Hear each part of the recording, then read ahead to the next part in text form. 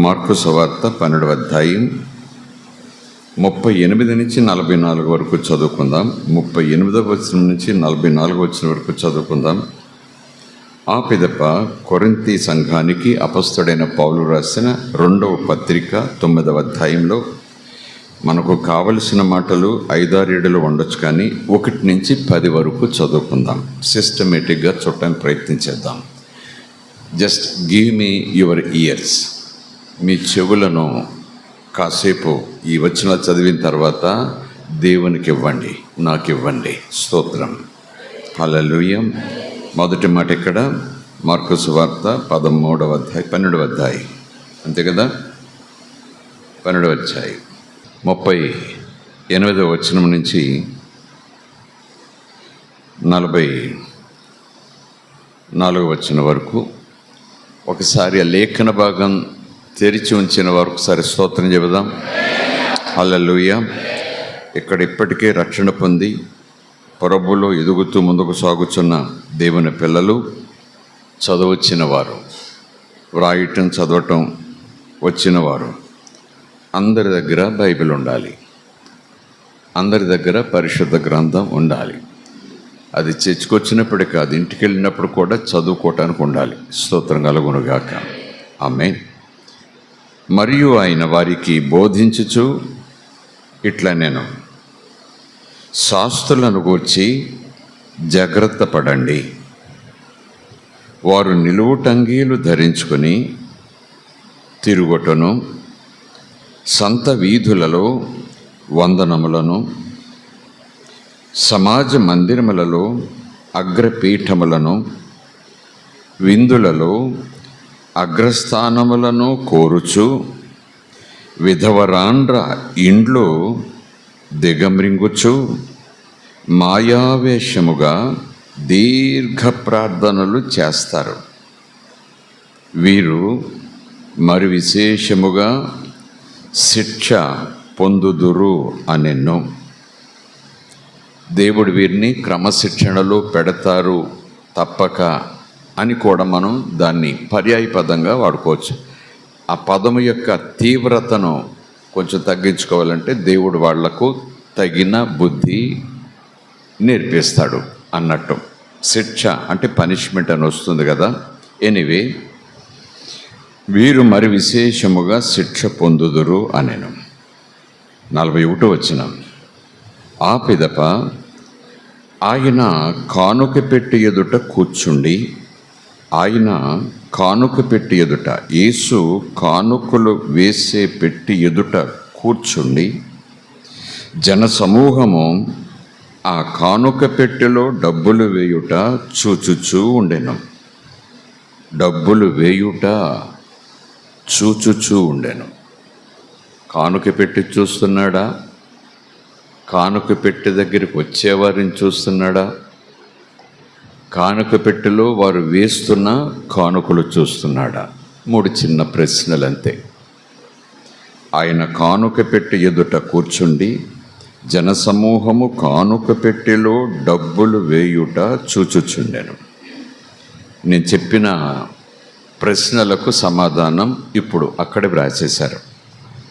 ధనవంతులైన వారు అనేకులు, ఒకరిద్దరు కాదు, ధనవంతులైన వారు అనేకులు అక్కడ ఆ కానుకల పెట్టెలో విశేషముగా సొమ్ము వేయుచుండిరి. విశేషముగా సొమ్ము వేయుచుండిరి అంటే పిసినారితనం కాదు. అక్కడ ఒక బీద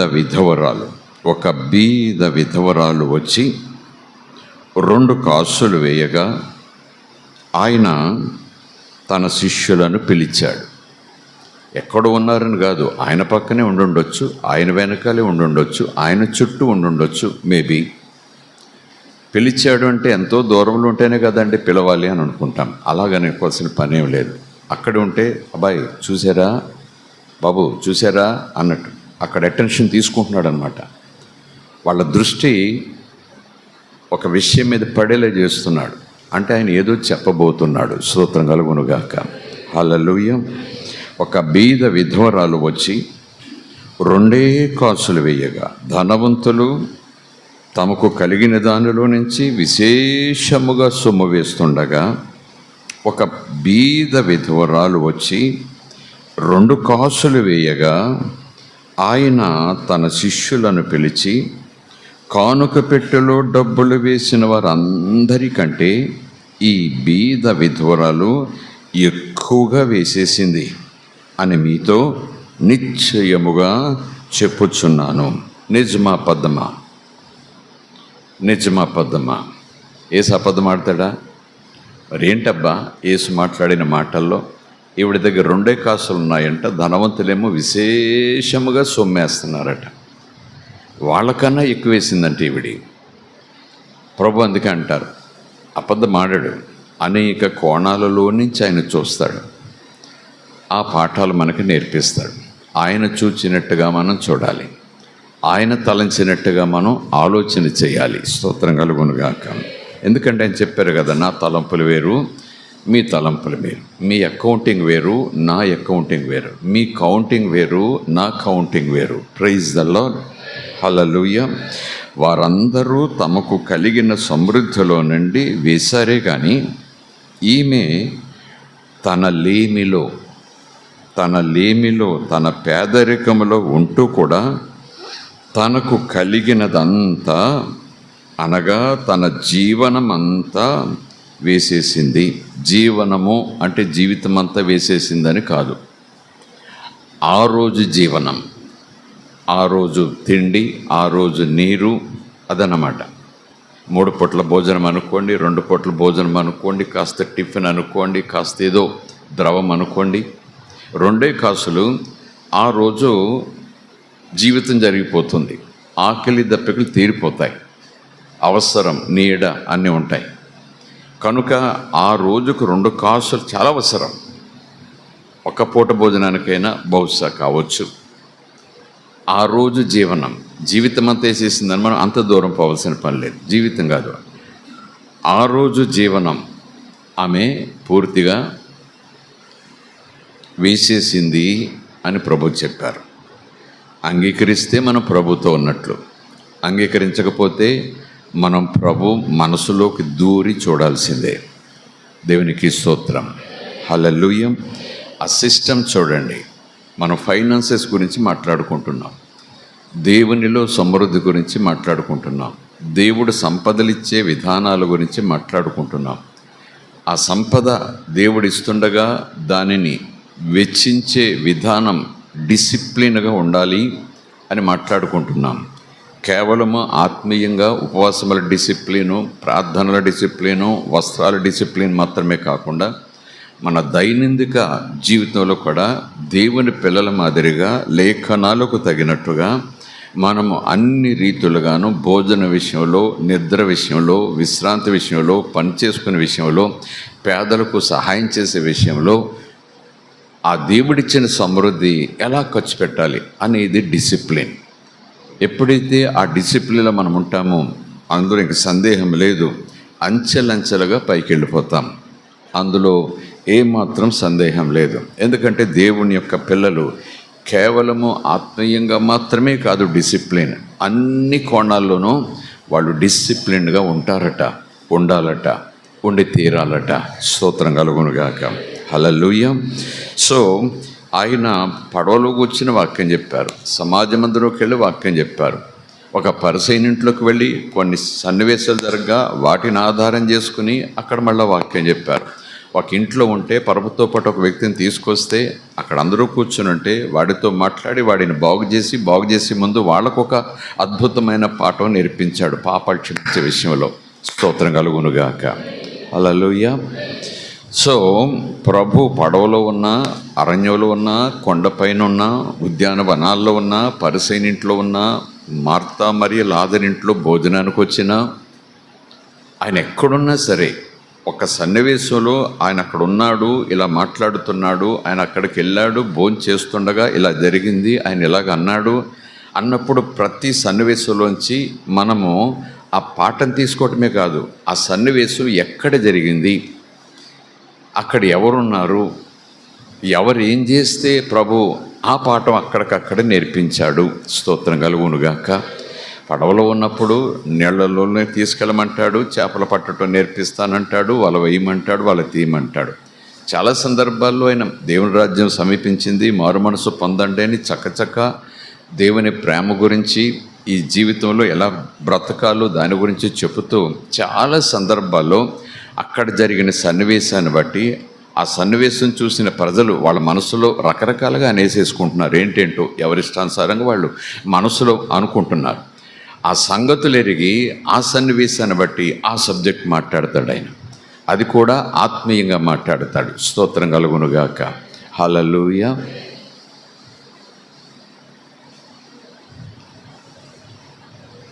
స్తోత్రం. ఓకే, సో ఇక్కడ ఎందుకు నేను ఇలా ఎంఫసైజ్ చేస్తున్నానంటే, ఈ సన్నివేశం మనం కొట్టి పారేయాల్సింది కాదు. ఈ సన్నివేశం గురించి పెద్దగా పట్టించుకోవాల్సిన పని లేదు, ఈ వచనాలు నాకు పెద్దగా అవసరం లేదు అని తీసి పారేయాల్సిన పని అస్సలు లేదు. దేవుని లేఖనాలు, దేవుడు తాను పలికిన మాటలు వ్రాయించిన ప్రతి మాట మీద మనం దృష్టి పెట్టాల్సిందే. అందులోనక్కడ మరి సమాజ మందిరంలో రోజు ఎక్కడ కూర్చునేవాడో ఏమో మనకు తెలియదు. ముందు కూర్చునేవాడా, వెనకాల కూర్చునేవాడో తెలియదు, మధ్యలో ఉండేవాడో తెలియదు. ఈ సన్నివేశం చూస్తే ఆ కానుక పెట్టి దగ్గర కూర్చున్నాడు, కానుకలు వేసే పెట్టి దగ్గర కూర్చున్నాడు. సబ్జెక్ట్ స్తోత్రం కలుగునుగాక. హల్లెలూయా. ఏం మాట్లాడతాడబ్బా ఎవరికీ తెలియదు. వచ్చాడు, కూర్చున్నాడు, వాక్యం చదువుతారు, చెప్తాడు, వింటాడు, అయిపోతుంది, హల్లెలూయా అని అనుకోవచ్చు అందరూ కూడా, ఏదో స్వస్థతలు చేసి వెళ్తాడు అని. కానీ సబ్జెక్ట్ పైకి లాగాడు. డబ్బు గురించి, కానుకలు ఇచ్చుట గురించి, పేదరికం గురించి, ధనవంతుల గురించి ఒక చక్కటి మాట పాఠాలుగా బయటకు తీసాడు. కనుక మనం కూడా వీటి మీద దృష్టి పెట్టాలి. సాక్ష్యం చెప్పడానికి ముందు బేస్గా ఈ మాటలు మీ ముందు నేను లేఖనాల్లో నుంచి చదివి వినిపిస్తున్నాను. ఆ లేఖన భాగాన్ని చేపెట్టాలో ఉంచొద్దు, కానీ అది జ్ఞాపకంలో పెట్టుకోండి. ఇప్పుడు కొరింథీ సంఘానికి అపొస్తలుడైన పౌలు రాసిన 2వ పత్రిక 9వ అధ్యాయంలో మనకు కావలసిన వచనాలు 5, 6, 7, 8 దగ్గర ఉన్న 1 నుంచి చదువుకుంటే కొంచెం సన్నివేశం, సబ్జెక్టు త్వరగా అర్థం అవటానికి అవకాశం ఉంది. కొరింథీ సంఘానికి అపొస్తలుడైన పౌలు రాసిన 2వ ఉత్తరంలో 1వ వచనం నుంచి 10వ వచనం వరకు వేగముగా స్పష్టంగా నేను చదువుతాను, చూడండి. పరిశుద్ధుల కొరకైన ఈ పరిచర్యను గూర్చి మీ పేర వ్రాయుటకు నాకు అగత్యం లేదు, అంత పెద్ద అవసరం లేదు. మీ మనస్సు సిద్ధమై ఉన్నదని నేను ఎరుగుదును. అందువలన సంవత్సరము నుండి అకయ సిద్ధపడి ఉన్నదని చెప్పి నేను మిమ్మను గూర్చి మాసిదోనియా వారి ఎదుట అతిశయపడుచున్నాను. మీ ఆసక్తిని చూచి అనేకులు ప్రేరేపించబడిరి. అయితే మిమ్మను గూర్చిన మా అతిశయము ఈ విషయంలో వ్యర్థము కాకుండానట్లు నేను చెప్పిన ప్రకారము మీరు సిద్ధముగా ఉండుటకై ఈ సహోదరులను పంపించాను. మీరు సిద్ధపడని ఎడల ఒకవేళ మాసిదోనియా వారెవరైనను నాతో కూడా వచ్చి మీరు సిద్ధముగా ఉండకపోవుట చూచిన ఎడల ఈ నమ్మిక కలిగి ఉన్నందుకు మేము సిగ్గుపరచబడుదుము. అంటే ఆ మాసిదోనియా వారి ముందు మేము తలెత్తుకోలేము అంటున్నాడు పౌలు. స్తోత్రం కలుగునుగాక. మీరును సిగ్గుపరచబడుదురని ఇక చెప్పాల్సిన పని లేదు కదా. కావున లోగడ ఇచ్చెదము అని మీరు చెప్పిన ధర్మము, లోగడ ఇచ్చెదము అని మీరు చెప్పిన ధర్మము పిసినితనముగా ఇయ్యక ధారాళముగా ఇయ్యవలెనని చెప్పి సహోదరులు మీ యొద్దకు ముందుగా వచ్చి దానిని జమ చేయుటకై వారిని హెచ్చరించుట అవసరమని తలంచితిని. కొంచెముగా విత్తువాడు కొంచెముగా పంట కోయును, సమృద్ధిగా అంటే దీవెనలతో అనుంది. సమృద్ధిగా విత్తువాడు సమృద్ధిగా పంట కోయును అని ఈ విషయంలో చెప్పొచ్చు. సణుగు కొనకయు బలవంతముగా కాకయు ప్రతివాడు తన హృదయములో నిశ్చయించుకొనిన ప్రకారము ఇయ్యవలెను. దేవుడు ఉత్సాహముగా ఇచ్చువానిని ప్రేమించును. ఈ మాట దగ్గర చాలామందికి డౌట్ వస్తుంది. చాలామందికి దేవుడు లోకాన్ని ఎంతో ప్రేమించాడు, లోకమాయను ప్రేమించకపోయినా ప్రేమించాడు, లోకమాయనను ద్వేషించినా ప్రేమించాడు. మరి ఇక్కడ పౌలు గారు ఇదేంటి సబ్జెక్ట్ కొంచెం మార్చాడు. ఇచ్చేవారినే ప్రేమిస్తాడు, సంతోషంగా ఇచ్చేవారినే ప్రేమిస్తాడు. బ్రాకెట్లో అంటే ఎవరి వారిని ప్రేమించడా? ఆ ప్రేమ కాదు, నిన్ను నన్ను దీవెనలతో నింపే ఆ ప్రత్యేకమైనటువంటి నడిపింపు విషయంలో దేవుడు యాక్టివ్ అవుతాడు. స్తోత్రం కలుగునుగాక. ఆ ప్రేమ వేరు. ఆ ప్రేమ నిరంతరము ఉంటుంది, అందరికీ ఉంటుంది. కానీ దేవుని పిల్లలైన తర్వాత దేవుని విషయాల్లో మనం ఎప్పుడూ కూడా సెన్సిటివ్గా ఉండటమే కాకుండా, భయభక్తులతో ఉండటమే కాకుండా ఉత్సాహంగా ఉండాలి, చురుకుగా ఉండాలి. సణుక్కుంటూ ఉండకూడదు, గొణుక్కుంటూ ఉండకూడదు, ఈడుస్తూ ఉండకూడదు, విచారిస్తూ ఉండకూడదు. దేవుని పని ఏదైనా సరే, దేవుని సన్నిధిలో ఎప్పుడైనా సరే, ఎప్పుడు మనం పెర్ఫెక్ట్ అనే మాటకులో మరొక మాట ఏంటంటే సంతోషం. దేవుని మనకి స్తోత్రం, హల్లెలూయా. కానీ ఇక్కడ సబ్జెక్ట్ పౌలు గారు కూడా ఇచ్చే విషయంలో మాట్లాడుతూ ఒక ప్రత్యేకమైనటువంటి మాట వాడుతున్నాడు. చూడండి, స్తోత్రం కలుగునుగాక. 7వ వచనం, సణుగు కొనకయు బలవంతముగా కాకయు. ఎవరో మెడలు ఉంచుతున్నట్టు మీరు ఫీల్ అవ్వకండి. ఎవరో కర్ర పట్టుకొని ఇస్తారా లేదా చస్తారా అన్నట్టు అనుకోకండి. నో, సంతోషంగా ఇవ్వండి. స్తోత్రం కలుగునుగాక. సణుక్కుంటూ ఇవ్వకండి. ఇచ్చేటప్పుడు మనసులో ఆ ఇచ్చేదానిని బట్టి సణుగుడు రాకూడదు. అది ఆశీర్వాదం కాదు. ప్రారంభం నుంచి చెప్తానే ఉంటాను. ఇప్పుడు ఎక్కడ మెసేజ్ చెప్పినా మొదట ఒక మాట చెప్పేస్తూ ఉంటాను. నేను దేవుని సన్నిధికి వచ్చినా, వాక్యం విన్నా, వాక్యం చెప్పినా ఎప్పుడు మన మనసులో లైట్ హౌస్ లాగా ఫోకసింగ్ ఎప్పుడు మన మనసులో ఉండాలి. ఏంటంటే ఆయన మహాదేవుడు. స్తోత్రం కలుగునుగాక. 2, ఆయన నా దేవుడు. ఆయన మహాదేవుడు అంటే అదొక లైన్. ఆయన నా దేవుడు అంటే ఏదో కనెక్షన్ వచ్చేసింది, అటాచ్మెంట్ వచ్చేసింది. ఆయన నడిపింపుకు నేను కనెక్ట్ అవ్వాల్సిందే. స్తోత్రం కలుగునుగాక. ఎప్పుడైతే ఆ స్పృహ, ఆ మెలకువ, ఆలోచన, ఆ జ్ఞానము, ఆ గ్రహింపు నాలో ఒక లైట్ హౌస్ లాగా ఫోకసింగ్ చేస్తూ ఉంటుందో అప్పుడు ఈ విషయాలలో నేను చాలా మెలకుగా ఉంటాను. అమ్మ భోజనం ఆలస్యంగా పెడితే సనుక్కుంటానేమో, నాన్న నాకు కావాల్సింది సాయంకాలం తెచ్చిస్తానని మర్చిపోయాడు, లేకపోతే డబ్బు లేక తేలేకపోయాడో, చూద్దామరా రేపేలుడు అన్నాడు, ఏమో సణుక్కోవచ్చు, గొనుక్కోవచ్చు, చిరాకు పడవచ్చు, భీష్మించుకుని కూర్చోవచ్చు. ఓకే, టు సమ్ ఎక్స్టెంట్ అనుకోండి. ఎవరు ఉండండి, అలాగా ఎవరైనా ఉంటారు అనొచ్చు.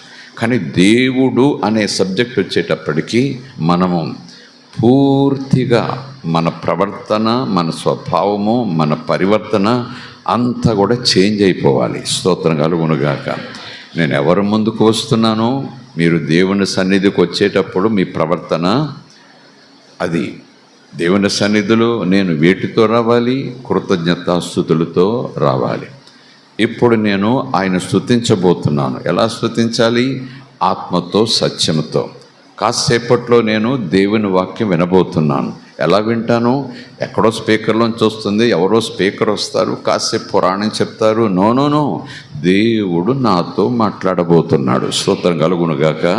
ఆ మాట నన్ను బ్రతికిస్తుంది, ఆ మాట నా భయాలను తొలగిస్తుంది, ఆ మాట ద్వారా నేను బలపరచబడతాను, ఆ మాట ద్వారా లేని శక్తి నాకు వచ్చి పడుతుంది. ప్రైజ్ ది లార్డ్, హల్లెలూయా అనే భావంతో, అనే తాత్పర్యంతో నేను దేవుని యొక్క మాట వింటే నువ్వు దేవుడు ఇలా ఉంటావు, దేవుడు నేను ఇంత దీవిస్తాడని చెప్పాల్సిన పని లేదు. అలా వినటం ప్రారంభిస్తే అక్కడే దీవెనలు ప్రారంభమైపోతాయి. అక్కడే ఆశీర్వాదాల వాతావరణం దేవుడు ఏర్పాటు చేసేస్తాడు. స్తోత్రం కలుగునుగాక. హల్లెలూయా. సో 7వ వచనం చూస్తే, సణుగుకోవద్దు. బలవంతంగా తీసుకుంటున్నారు, బలవంతం చేసేస్తున్నారు ఇమ్మని. ఇంత బలవంతం చేస్తే ఏమైపోవాలి, ఎక్కడ చూడలేదమ్మా ఇలాగా అని అనుకుంటుంటాం కదా. ఏమో ఎందుకు వచ్చిందో పౌలు గారికి ఆ కాలంలో, ఆ 100 సంవత్సరాల క్రితం. అంటే మానవులు ఆ రోజుల్లో ఉన్నారు, ఈ రోజుల్లో ఉన్నారు. అప్పుడేమో నిలువుటంగిలు వేసుకుని గాడిదల మీద తిరిగేవారు. ఇప్పుడు ఇన్షర్ట్లు చేసుకొని, ప్యాంటు షర్ట్ వేసుకొని కార్ల మీద తిరుగుతున్నాం. మనుషులు, ఉపయోగాలు, సౌకర్యాలు, ప్రయాణాలు అన్నీ మారిపోయినా మనిషి మనసు తత్వం ఒకటే. అవునంటారా కాదంటారా? మనిషి మనసు తత్వం ఒకటే. కాబట్టి ఆ గాడిదలు, గుర్రాలు, అలాంటి ఎడార్లు అనుకోకండి. అప్పటి ఉపయోగాలు, ఇప్పుడు ఉపయోగాలు, అప్పటి టెక్నాలజీ, ఇప్పుడు టెక్నాలజీ అలా వదిలేసేది. కానీ దేవుని దృష్టిలో మనిషి మనిషే, మనిషి తత్వం మనిషిదే, మనిషి మనసు మనిషిదే. స్తోత్రం కలుగునుగాక. సో ఆ రోజే అలాగున్నారంటే కేవలం ఇచ్చుట్లో కాదండి. యేసుప్రభు ఏం బోధ చేసినా పరిశీలు సణగేసుకునేవారు. యేసుప్రభు ఏ సత్యం మాట్లాడినా గొడుగేసుకునేవారు. ఎందుకంటే ఆ మాటలు వాళ్లకు సూటుగా తగిలేసేవి. రాళ్లతో కొట్టినట్టు ఫీల్ అయిపోయేవారు, ముళ్ళ కంచె మీదేసేస్తున్నట్టు ఫీల్ అయిపోయేవారు, ఇబ్బంది పడిపోయేవారు. ఈయన ఎలాగ తరిమెయ్యాలి, ఈయన నోట్లోంచి మాట రాకుండా ఎలా నొక్కేయాలి, చివరికి ఈయన లేకుండా సుపారీ ఇచ్చి ఎలాగా తీసేయాలి యేసును అంటూ చాలా మనసులో కక్ష పెట్టుకుని మరీ వినేవారు మాటలు. సనుగులు ఉన్నాయని ప్రభు మాట్లాడటం మానేయలేదు, గొనుగోళ్ళు ఉన్నాయని ప్రభు మాట్లాడటం మానేయలేదు. సణిగే వారికి సణిగినంత ప్రతిఫలం, ఆసక్తితో వినేవారికి ఆశతకు తగినంత ప్రతిఫలం. స్తోత్రం కలుగునుగాక. సణిగితే నాలోనికి దీవించి ఆ మాట రాదు, అది వెలుపలి ఉండిపోతుంది, త్రోవ పక్కన పడిన విత్తనం మాదిరిగా. ఆశతో విన్నాను అనుకోండి, అది నా ఆత్మలోకి వెళ్ళిపోతుంది, అదొక రోజు నన్ను ఫలింపచేస్తుంది. స్తోత్రం కలుగునుగాక. హల్లెలూయా. సో 7వ వచనం నుంచి 10వ వచనం దాకా కంటిన్యూ చేస్తాను. సణుగు కొనకయు, బలవంతముగా కాకయు ప్రతివాడు. ఈ ఇవ్వటం అనేది పర్సనల్ థింగ్. అందరూ కూర్చొని కుటుంబంగా భోజనం చేయొచ్చు, అందరూ కూర్చొని కుటుంబంగా ప్రార్థన చేయొచ్చు. రక్షణ ఎలాగైతే వ్యక్తిగతమో, కుటుంబం అంతా కూడా ఒక్కసారి మొలగలవు. లేదా ఒకరు మొలిగితే అందరికీ రక్షణ వచ్చినట్టు కాదు. ఎవరికి వారి క్రీస్తుతో సంబంధం ఏర్పాటు చేసుకోవాలి. ఎవరికి వారే మా నాన్న పాపాలు కనకబడ్డాయి కనుక ఆటోమేటిక్గా నా పాపాలు కూడా కడగబడతాయి అంటే దేవుని యొక్క లేఖనం ఒప్పుకోదు. ఎవరి లెక్క వాళ్ళే అప్పచెప్పాలి, ఎవరి బహుమానం వాళ్ళదే. అలాగున కలిసి ప్రార్థించినా, కలిసి మందిరానికి వచ్చినా, కలిసి భోజనం చేసినా, ఇలాగున ఇచ్చే విషయంలో చాలా సందర్భాల్లో ఆ కానుకలు పెట్టే దగ్గర ఉన్న ఆ సన్నివేశం చూస్తే హోల్సేల్గా అమ్మ, నాన్న, అక్క, బావ, అన్నయ్య, వదిన, తమ్ముడు, మేనమామ ఒకే కుటుంబంలో ఉంటారు. అందరిది కలిపి 5 రూపాయలు అనుకోండి. కాసేపు అందరిది కలిపి 50 రూపాయలు. ఒక్కొక్కరిది ఇస్తే 5 రూపాయలే.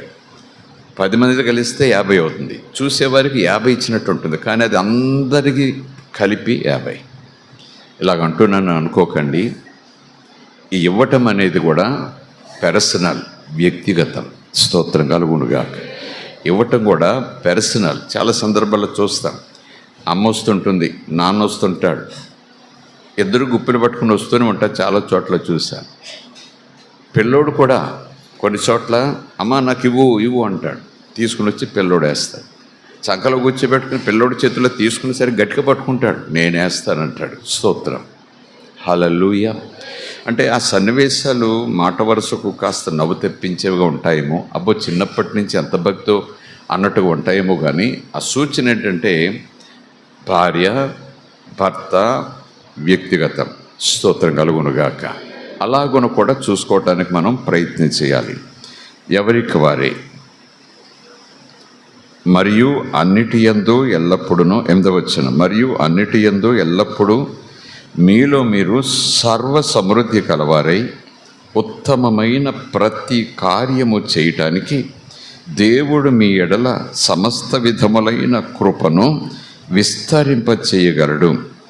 దేవుడు ఇవ్వటం వేరు, విస్తరింపచేయటం వేరు. దేవుడు ఇవ్వటం వేరు, విస్తరింపచేయటం వేరు. This lot of difference. ఇస్తేనే కదా విస్తరిస్తాం. కొంతమంది ఇచ్చిన దాంతో అలా ఉండిపోతారు. కానీ దేవుడు ఇచ్చింది నువ్వు అనుభవించడం కాదండి, నువ్వు దానిలో డెవలప్ అవ్వాలని దేవుడు చూస్తున్నాడు. దానిలో నువ్వు విస్తరించాలని దేవుడు చూస్తున్నాడు.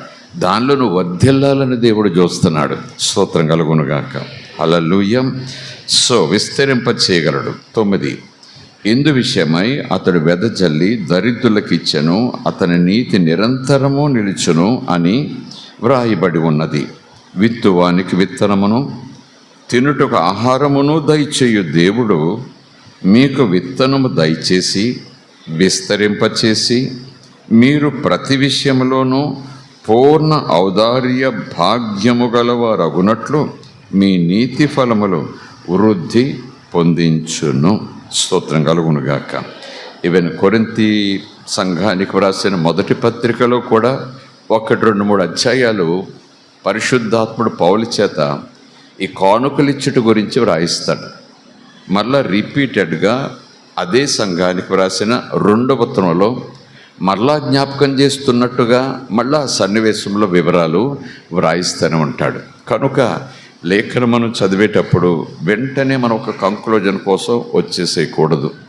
ఎందుకంటే రకరకాల సన్నివేశాలు లేదా రకరకాల సబ్జెక్ట్స్, అంశాలు ప్రాముఖ్యమైనవిగా ఉంటుంటాయి. ఫెయిత్ గురించి, ప్రార్థన గురించి, పరిశుద్ధత గురించి, ఇలా కొన్ని శ్రేష్టమైన అంశాలు ఉంటాయి. కొన్ని అంశాలు చాలా సెన్సిటివ్గా ఉంటాయి.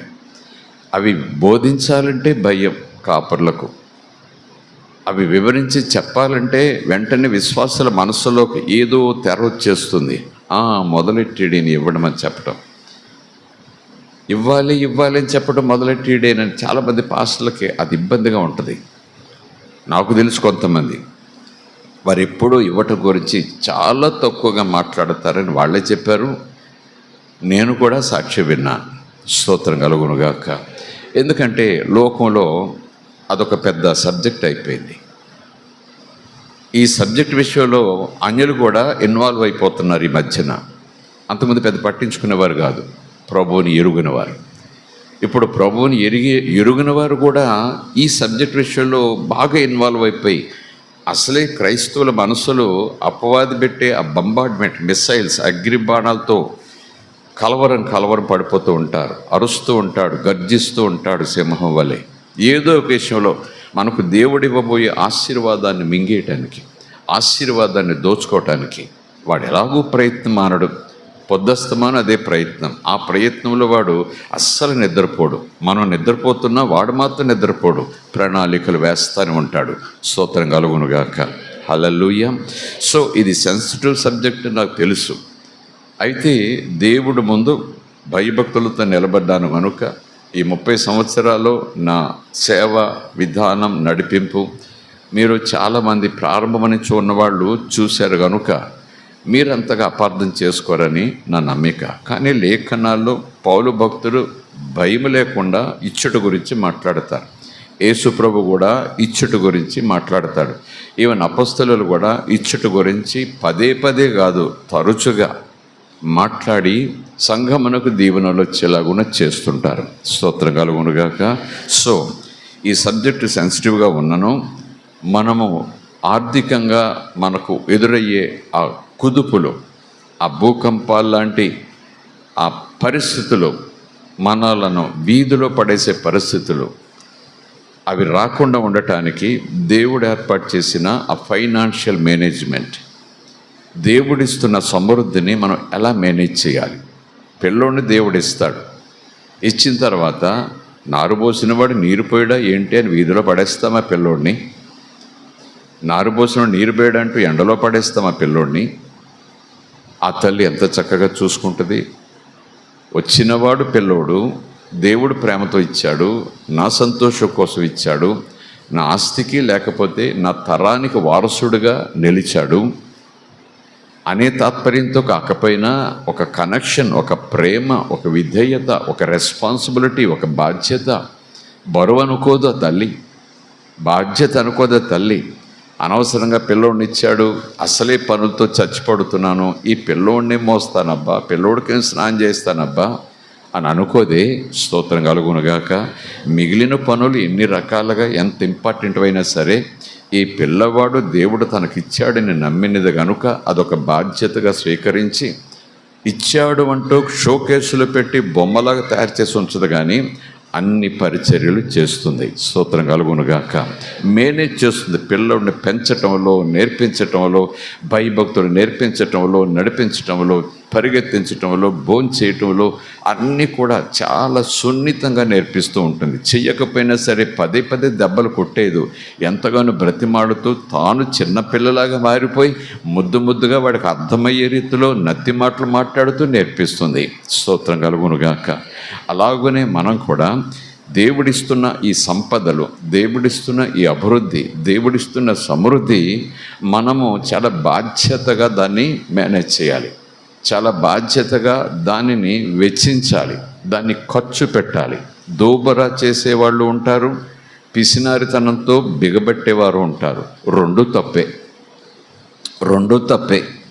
పెళ్ళికి కూడా బెచ్చమెత్తనటువంటి ఆపోగేత కూడా భయంకరమైన పాపం. అలాగని దోబరా చేసేయటం కూడా దేవుని మీద తిరుగుబాటు చేసినట్టే. స్తోత్రం కలుగునుగాక. ఇలాంటి మాట ఇప్పుడు దేవుడు నాకు జ్ఞాపకం చేస్తున్నా, లేదా నా మనసులోకి వస్తున్న ఆ జ్ఞాపకమునకు సంబంధించిన వచనం దీనికి సరిపోతుందో లేదో మీరు నేను కలిసి చూద్దాం. ఇశ్రాయేలీయులు ఎప్పుడు ఆహారం కోసం ఆశపడుతుండగా, ఆహారం దొరకనటువంటి స్థలానికి వారు వచ్చి ఉండగా, వాళ్ళు దేవుని నడిపింపులో ఉన్నవారే అని మనం గుర్తెరగాలి. వాళ్ళు కూడా ఆ మాట ఎప్పుడు జ్ఞాపకం చేసుకోవాలి. ఆకాశంలోంచి ఆయన మన్నా పంపించాడు. ఆ మన్నా ఏ రోజుకు ఆ రోజు కూర్చుకోవాలన్నాడు. ఎక్కువ కూర్చుకుంటే అది పాడైపోతుందన్నాడు. విశ్రాంతి దినానికి ముందు ఆ రోజు ఏ పని చేయకూడదు కనుక 2 రోజులకు సంబంధించి అంతా ముందే కూర్చుకోమన్నాడు. సిస్టమ్ ఆ మన్నా, వాక్యము, ఆత్మీయత అవన్నీ పాఠాలు అలా ఉంచండి. అంటే ప్లాన్, ఎప్పుడు పోగేయాలి, ఎప్పుడు వెనకేసుకోవాలి, ఎందుకు వెనకేసుకోవాలి, ఎలా ఖర్చు పెట్టాలి, ఎలాగా ఏరుకోవటానికి వెళ్ళాలి, దేవుడిచ్చిందైనా వెళ్ళి తీసుకోవాలి. స్తోత్రం కలుగునుగాక. Praise the lord. హల్లెలూయా. నూనె కొండలో నూనె అయిపోలేదట. అలాగని దేవుడు నా ఎనపెట్లో క్యాష్ దానికి పుట్టించేలా చేసేయచ్చు కదా. అవును కదా, చెప్పండి. క్రైస్తవులకు చాలా ఆశ ఉంటుంది. ఎనపెట్లో నేను ఖర్చు పెట్టే కొలది ఈ బాక్సులోకి కట్లు అలాగే వచ్చేస్తుండాలి, చేయగలడు కదా దేవుడు అనుకుంటారు. దేవుడు నీ లెవెల్లో ఉండడు, నువ్వు ఆయన లెవెల్లోకి రావాలి. స్తోత్రం కలుగునుగాక. హల్లెలూయా. ఎనీవే, సమయం అవుతుంది కనుక ఈ మాటలు చెప్పక తప్పదు. దేవునికి స్తోత్రం. ప్రభులోకి వచ్చిన దినాలవి. మొత్తం సాక్ష్యం చెప్పను, ఎలా రక్షించబడ్డానో మీకు తెలుసు. దేవుళ్ళకి వచ్చిన తొలి దినాలు, ఏ సంఘానికి వెళ్ళాలో తెలియని దినాలు, దేవుని అడిగి ఆయన నడిపింపులో ఒక సంఘానికి వెళ్ళిన తొలి దినాలు, ఆరాధనలో పాల్గొంటూ వాక్యాన్ని శ్రద్ధగా వింటూ ఉండే దినాలు, నాకంటూ ఒక సహోదరుడు, ఎవరు ఇలా ఉండాలి, మనం ఇలా ఉండాలి అని పర్సనల్గా ఇంట్రెస్ట్ తీసుకుని నాతో స్నేహం చేస్తూ ఎవరూ లేని దినాలు. నా మటుకు నేను గుళ్ళోకి వెళ్ళి దండం పెట్టుకొచ్చినట్టు జరిగిపోతా ఉంది అక్కడ. కొద్ది నెలలే. ఆ తర్వాత దేవుడు ఒక్కొక్కరిని పరిచయం చేశాడు. స్తోత్రం కలుగునుగాక. మళ్ళీ చెప్తున్నాను, దేవుడు నిన్ను ఒంటరిగా ఉండనివ్వడు, నాకెవరూ లేరు అని అనుకోనివ్వడు. లేదా దేవుడు ఎవరు నీకు అక్కర్లేదు, రోజున కాళ్ళ దగ్గర కూర్చో, నేనే పాస్టర్ గారి కన్నా బాగా బోధ చేస్తాను అంటూ ఆయన ఫుల్ రెస్పాన్సిబిలిటీ తీసుకోడు. ఆయన వచ్చి చెప్పేవి చెబుతాడు ఆయా సందర్భాల్లో, చాలా రేర్గా.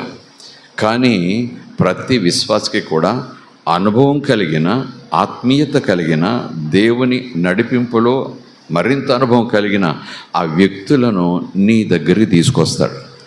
ఆ వ్యక్తుల చేత నీకు బోధ చేయిస్తాడు.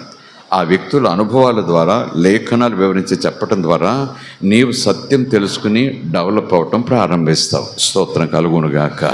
బిడ్డను కని పెంటకుప్ప పక్కన పడేసినట్టు కాకుండా, వీధులు వదిలేసినట్టు కాకుండా, హాస్పిటల్ వదిలేసి వచ్చినట్టు కాకుండా, బిడ్డ పుట్టగానే పాలిచ్చే తల్లి ఎలాగున్నానో పరిచర్య చేసే 2-3 చకచకా దగ్గరకు వచ్చేస్తారు.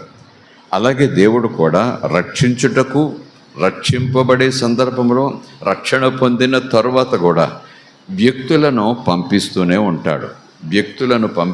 ఉంటాడు. మళ్ళీ చెప్తున్నాను సబ్జెక్ట్ని బట్టి, నీ డబ్బు కోసం కాదు, నీ బంగారం కోసం కాదు, నీ వెండి కోసం కాదు, నువ్వు సత్యం తెలియాలి, సత్యంలో నువ్వు ఎదగాలి. స్తోత్రం కలుగునుగాక. ఆ తొలి దినాల్లో అలాగ నన్ను మెంట్ చేసేవారు ఎవరు నాకు దొరకలేదు. నేను ఇండియన్ కనుక, వాళ్ళందరూ ఆఫ్రికన్స్ కనుక, అక్కడక్కడ తెల్లవారు ఉండేవారు కనుక ఎవరితో చెప్పుకోము, ఎవరు నడిపిస్తారు, ఎవరు చెప్తారు వాక్యం, పాస్టర్ గారు చెప్పేవారు, వినేవాడిని, కానుకలేసి వచ్చేసేవాడిని, ఇంటికి పోయేవాడిని. ఆ కొద్ది నెలలలో స్తోత్రం కలుగునుగాక. విస్తారంగా డబ్బు, విస్తారంగా ఆదాయము అని నేను చెప్పను, కానీ ఆఫ్రికా వెళ్ళాను, కాళ్ళ కింద డబ్బు, చేతి కింద డబ్బు, పడుకుంటే డబ్బు, తలగడ డబ్బు అని అబద్ధాలు చెప్పను. అక్కడ కూడా ఉద్యోగం కోసం వెళ్ళాను, బడ్జెట్లోనే నేను వెళ్ళాను. ఆ ఉద్యోగం కూడా బడ్జెట్లో వెళ్ళాల్సిన ఉద్యోగం. స్తోత్రం కలుగునుగాక. చాలా ప్లాన్డ్గా వెళ్ళాల్సినటువంటి ఉద్యోగం. విదేశం అనగానే మనం విమానాల్లో వెళ్ళినా అక్కడ ఆదాయాన్ని బట్టి మనం బ్రతకాలి, ఆదాయాన్ని బట్టి మనం సేవ్ చేసుకోవాలి. అలాంటి ఉద్యోగం అది. స్తోత్రం కలుగునుగాక. సో ఇచ్చే ఈ విషయంలో నాకు కూడా ఇబ్బందులు ఎదురయ్యేవి. నాకు పెద్దగా లోతు తెలియదు కదా, ఇవ్వటం గురించి కూడా లోతు తెలియదు కదా. అక్కడ పాస్టర్ గారు ఏదో చెప్పుకుంటే వెళ్ళిపోయారు, వింటూ ఉండేవాడిని. కానుకలు సంచి నా దగ్గరకు వచ్చేది. సో కానుకలు మనం వేయటం కాకుండా సంచులు పట్టుకుని వస్తారు, ఒకరికొకరు అందించుకుంటూ కానుకలు వేసేస్తూ ఉంటారు. ఒక్కొక్కసారి నేను ఏమైనా సరే ఈ వారం నేను ఇంత వేయాల్సిందే అని వారం అంతా అనుకునేవాడిని, అక్కడున్న బడ్జెట్ని బట్టి. ఆ శుక్రశని వచ్చేటప్పటికి ఏదో ఎక్స్పెండిచరో, అవసరమో, ఏదో ఆత్రత, ఇష్టమో వచ్చి పడేది. సరే వాయిదా వేసేవాడిని. ఇది వచ్చే వారం కలిపి వేస్తా అనుకుంటూ దీన్ని బాగా తగ్గించేసేవాడిని. తెలియదు, నాకేం తెలియదు. చెప్తున్నాను కదా, ఆ మెండింగ్ పర్సన్ ఎవరు నాకు లేరు. వాక్యాన్ని ఏదో చదువుకోవటం తప్ప వివరంగా లోతుగా ఆ మెలకువలు, ఆ భక్తి నేర్పించే విధానం నాకెవరూ లేరు. నేను కూడా అసలు దాని మీద మనసే పెట్టలేదు. రక్షణ పొందాను, చర్చికి వెళ్తున్నాను, వాక్యం వింటున్నాను అనుకునేవాడిని. కానీ అలా కంటిన్యూ అవుతూనే ఉండేది. ఎప్పుడు జీతమైనా ఖర్చైనా బడ్జెట్లోనే ఉండేది. రేపు అంటూ వాయిదా వేసేవాడిని. ఆ రేపు అలా గోడ మీద రేపులాగా ఉండిపోయేది.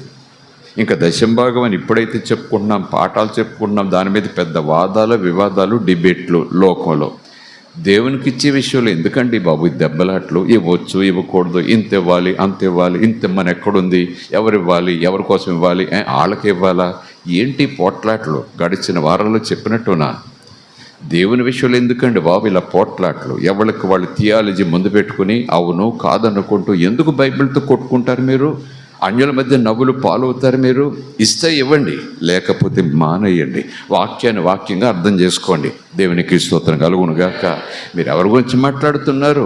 మీ సొమ్మేదో సంపాదించేసుకున్నట్టుగా, మీరేదో కష్టపడి సంపాదించేసుకున్నట్టుగా, మీరేదో భూమిని తవ్వేసి పంటను పైకి తీసుకొచ్చేసినట్టుగా, మీరేదో ఆకాశంలోకి వెళ్ళి వర్షాన్ని అలా చేతులతో తీసుకొచ్చేసి మీ పంట తడిపేసుకున్నట్టుగా.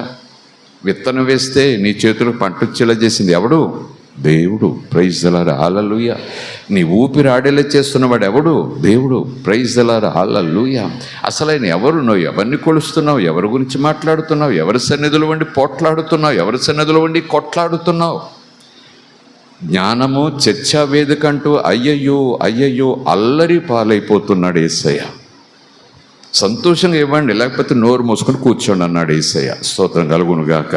ఇవ్వాలనుకుంటే ఇవ్వండి, లేఖనంలో చదివి. లేకపోతే మానుకోండి. ఇంత ఇవ్వాలా, అంత ఇవ్వాలా, ఎవరికి ఇవ్వాలి, ఎంత ఇవ్వాలి, ఎందుకు ఇవ్వాలి, అది ఏమవుతుందో మాకు తెలియాలి. లేఖనాలు మన పక్క పెట్టేస్తే ఇంకా సొంత యుద్ధాలు, సొంత మర్మాలు, సొంత బోధలు. ఈ బైబిల్ కాదు, మళ్ళీ సొంత బైబిల్స్ వచ్చేస్తాయి మనకి. ప్రార్థన శక్తి కేంద్రం బైబిల్ అని పేరు పెట్టేసుకుంటాను నేను. మా పాల్ ప్రసాద్ గారు రాశారు బైబిల్ మంచి వివరంగా. ఈ బైబిల్ పక్కన మూసేసి ఉంటుంది, నా బైబిల్ కొనుక్కొని చదువుతారు అందరూ. మై గాడ్, హల్లెలూయా, దేవునికి స్తోత్రం. ఈ మాట బాధతోనే చెప్తున్నా. ఈ మాట ఇలాంటి బాధతో ఉన్న యేసయ్య నా మనసులో పెట్టాడు కాబట్టి చాలా కాలం నుంచి ఈ విషయంలో నేను అలుగుతూ ఉంటాను. ఎందుకు ఈ పోట్లాట, ఎందుకు ఈ గుద్దులాట? ఇవ్వాలా వద్దా, దేవునికి ఇవ్వాలా, దేవుడికే ఇవ్వాలా, మనం ఏమైపోతాము, ఎంత ఇవ్వాలి, ఎందుకు ఇవ్వాలి, ముందు ఇవ్వాలా, తర్వాత ఇవ్వాలా, ఎందుకు ఇంత గుద్దులాట? ఎందుకు ఇంత ఇబ్బంది పడిపోకమ్మా నువ్వు. ఆయన నీకు దేవుడు, ఆయన నిన్ను పోషిస్తున్నాడు. ఇది ఆయనకి ఏమైనా ఆకలి అడుగుతున్నాడా, వస్త్రంలోకి అడుగుతున్నాడా, రొట్టెలోకి అడుగుతున్నాడా? అనా లేనే లేదు. నీవు దీవించబడుట కొరకు విత్తనం వేయమంటున్నాడు. ఒక విధానం పెట్టాడు, దానికి వివరాలు చాలా ఉంటాయి, కానీ సాక్ష్యం చెప్తున్నాను కదా. అలాగా టైట్గా ఉండేది నాకు బడ్జెట్ ఎప్పటికప్పుడు. స్తోత్రం కలుగునుగాక. అప్పుడప్పుడు దశంభాగం నుంచి చిన్న చిన్న పుస్తకాలు చదివినా, అప్పుడప్పుడు పాస్టర్ గారు ఆ అంశాన్ని ఆ మెసేజ్లో చెప్పినా అవును కదా, ఇవ్వాలి కదా అనుకుంటూ జీతం రాగానే అలా పక్క పెట్టేవాడిని. తర్వాత అవసరమో లేదా పెద్ద అవసరం కాకపోయినా నేను అవసరం అనుకున్నానేమో, లేకపోతే వచ్చే నెల ఇలాంటిది ఏదైనా జరిగితే అప్పుడు మరలా నేను ఎవరి దగ్గర అడగాలి అనే ఉద్దేశంతోనో అది అలా పెట్టేవాడిని. కానీ మళ్ళా మందిరానికి వెళ్ళే టైంకి అందులో కోట పెట్టేసేవాడిని. ఇవ్వకూడదని కాదు, పరిస్థితులు, ఆలోచన విధానం అలాగుండేది. కానీ దేవుడు లేఖనాల ద్వారా నేర్పిస్తూ వస్తూనే వచ్చాడు. స్తోత్రం కలుగునుగాక. ప్రైజ్ ది లార్డ్, హల్లెలూయా. ఆ తర్వాత నుంచి దేవునికి ఖచ్చితంగా ఇవ్వటానికి సిద్ధపడే మనసుతో ఉండేవాడిని. ఒక సమయంలో కీన్యా దేశం ఒక కాన్ఫరెన్స్ కోసం వెళ్ళాలనిపించింది. ఆత్మీయంగా ఎదురుగా కూర్చొని నేర్పకపోయినా ఆయన క్యాసెట్లు, ఆయన పుస్తకాలు, ఆయన వాడబడే విధానం చూసి విని దగ్గరగా వస్తున్నాడు. ఆయన ఎదురుగా కూర్చొని వినాలి అంటూ ప్రయత్నం ప్రారంభిస్తే చాలా ఖర్చు అవుతుంది బడ్జెట్. జాంబే దేశం నుంచి అక్కడికి వెళ్ళటానికి చెప్పాను కదా, బెల్ట్ టైట్గా ఉండేది చాలా సందర్భాలు. వెళ్ళాలి, వస్తాను అని చెప్పేశాను. ఏమైనా సరే చూడాలి. సరే, ఎవరిని అడగాలి, ఏమడగాలి అనుకుంటూ ఆ కొత్తగా చేరిన ఉద్యోగంలో ఆ మేనేజర్ గారితో చెప్పాను, అయ్యా నాకు వారం రోజులు సెలవు కావాలి అన్నా. ఇండియన్నే, పటేల్. ఎందుకు అన్నాడు ఆయన. బాగా పరిచయం, నన్ను చాలా ఇష్టపడతారు. ఎందుకు అన్నాడు ఆయన. అన్న తర్వాత ఒక కాన్ఫరెన్స్ అవుతుంది, దైవజనుడు వస్తున్నారు, అక్కడ నేను దేవుని వాక్యం వినాలి అన్నాను. ఇలా చూశారు, దేవుని వాక్యం వినటానికి ఇన్ని వేలు ఖర్చు పెట్టుకుని వెళ్తావా నువ్వు అక్కడికి? సంపాదించుకోవడానికి వచ్చావా, పురాణాలు వినటానికి వచ్చావా అన్నాడు ఆయన నవ్వుతూ. మౌనంగానే ఉన్నా. సరే, పై వాళ్ళతో చెప్పి క్రొత్తగా చేరేవు కదా ఉద్యోగంలో, చూస్తాను, ప్రయత్నం చేస్తాను, వెళ్ళే ముందు చెప్పు ఒకసారి అన్నారు. ఇదంతా నెల ముందు ప్లాను. ఆ తర్వాత నేను ప్రణాళికలు వేసుకుంటుంటే అస్సలు పైసలు చేతికి ఏమి లేవు. ఎవరిని అడిగినా ఆయనలాగా మాట్లాడతారు. అక్కడికి వెళ్ళి వాక్యం వింటావా, 5 రోజులు కూర్చుని వాక్యం విని వస్తావా, ఇక్కడ లేదా చర్చి, ఇక్కడ లేవా సదస్సులు, ఇక్కడ లేవా అంటూ వాళ్ళు అంటాను, ఖర్చు పెట్టుకోవటానికి వచ్చావా, జల్సా చేయటానికి వచ్చావా, ఊళ్ళు తిరగటానికి వచ్చావా అని ఎవరైనా నేస్తారు. నాకు బాగా క్లోజ్ అయిన స్నేహితులు కూడా నవ్వేస్తారు. కనుక నేను ఏం చెప్పలేక మళ్ళీ మేనేజర్ గారిని అడిగాను, ఏమని, శాలరీ అడ్వాన్స్ ఇవ్వండి, నాకు శాలరీలోంచి కట్ చేయండి, నాకు కొంచెం అడ్వాన్స్ ఇవ్వండి అన్నా.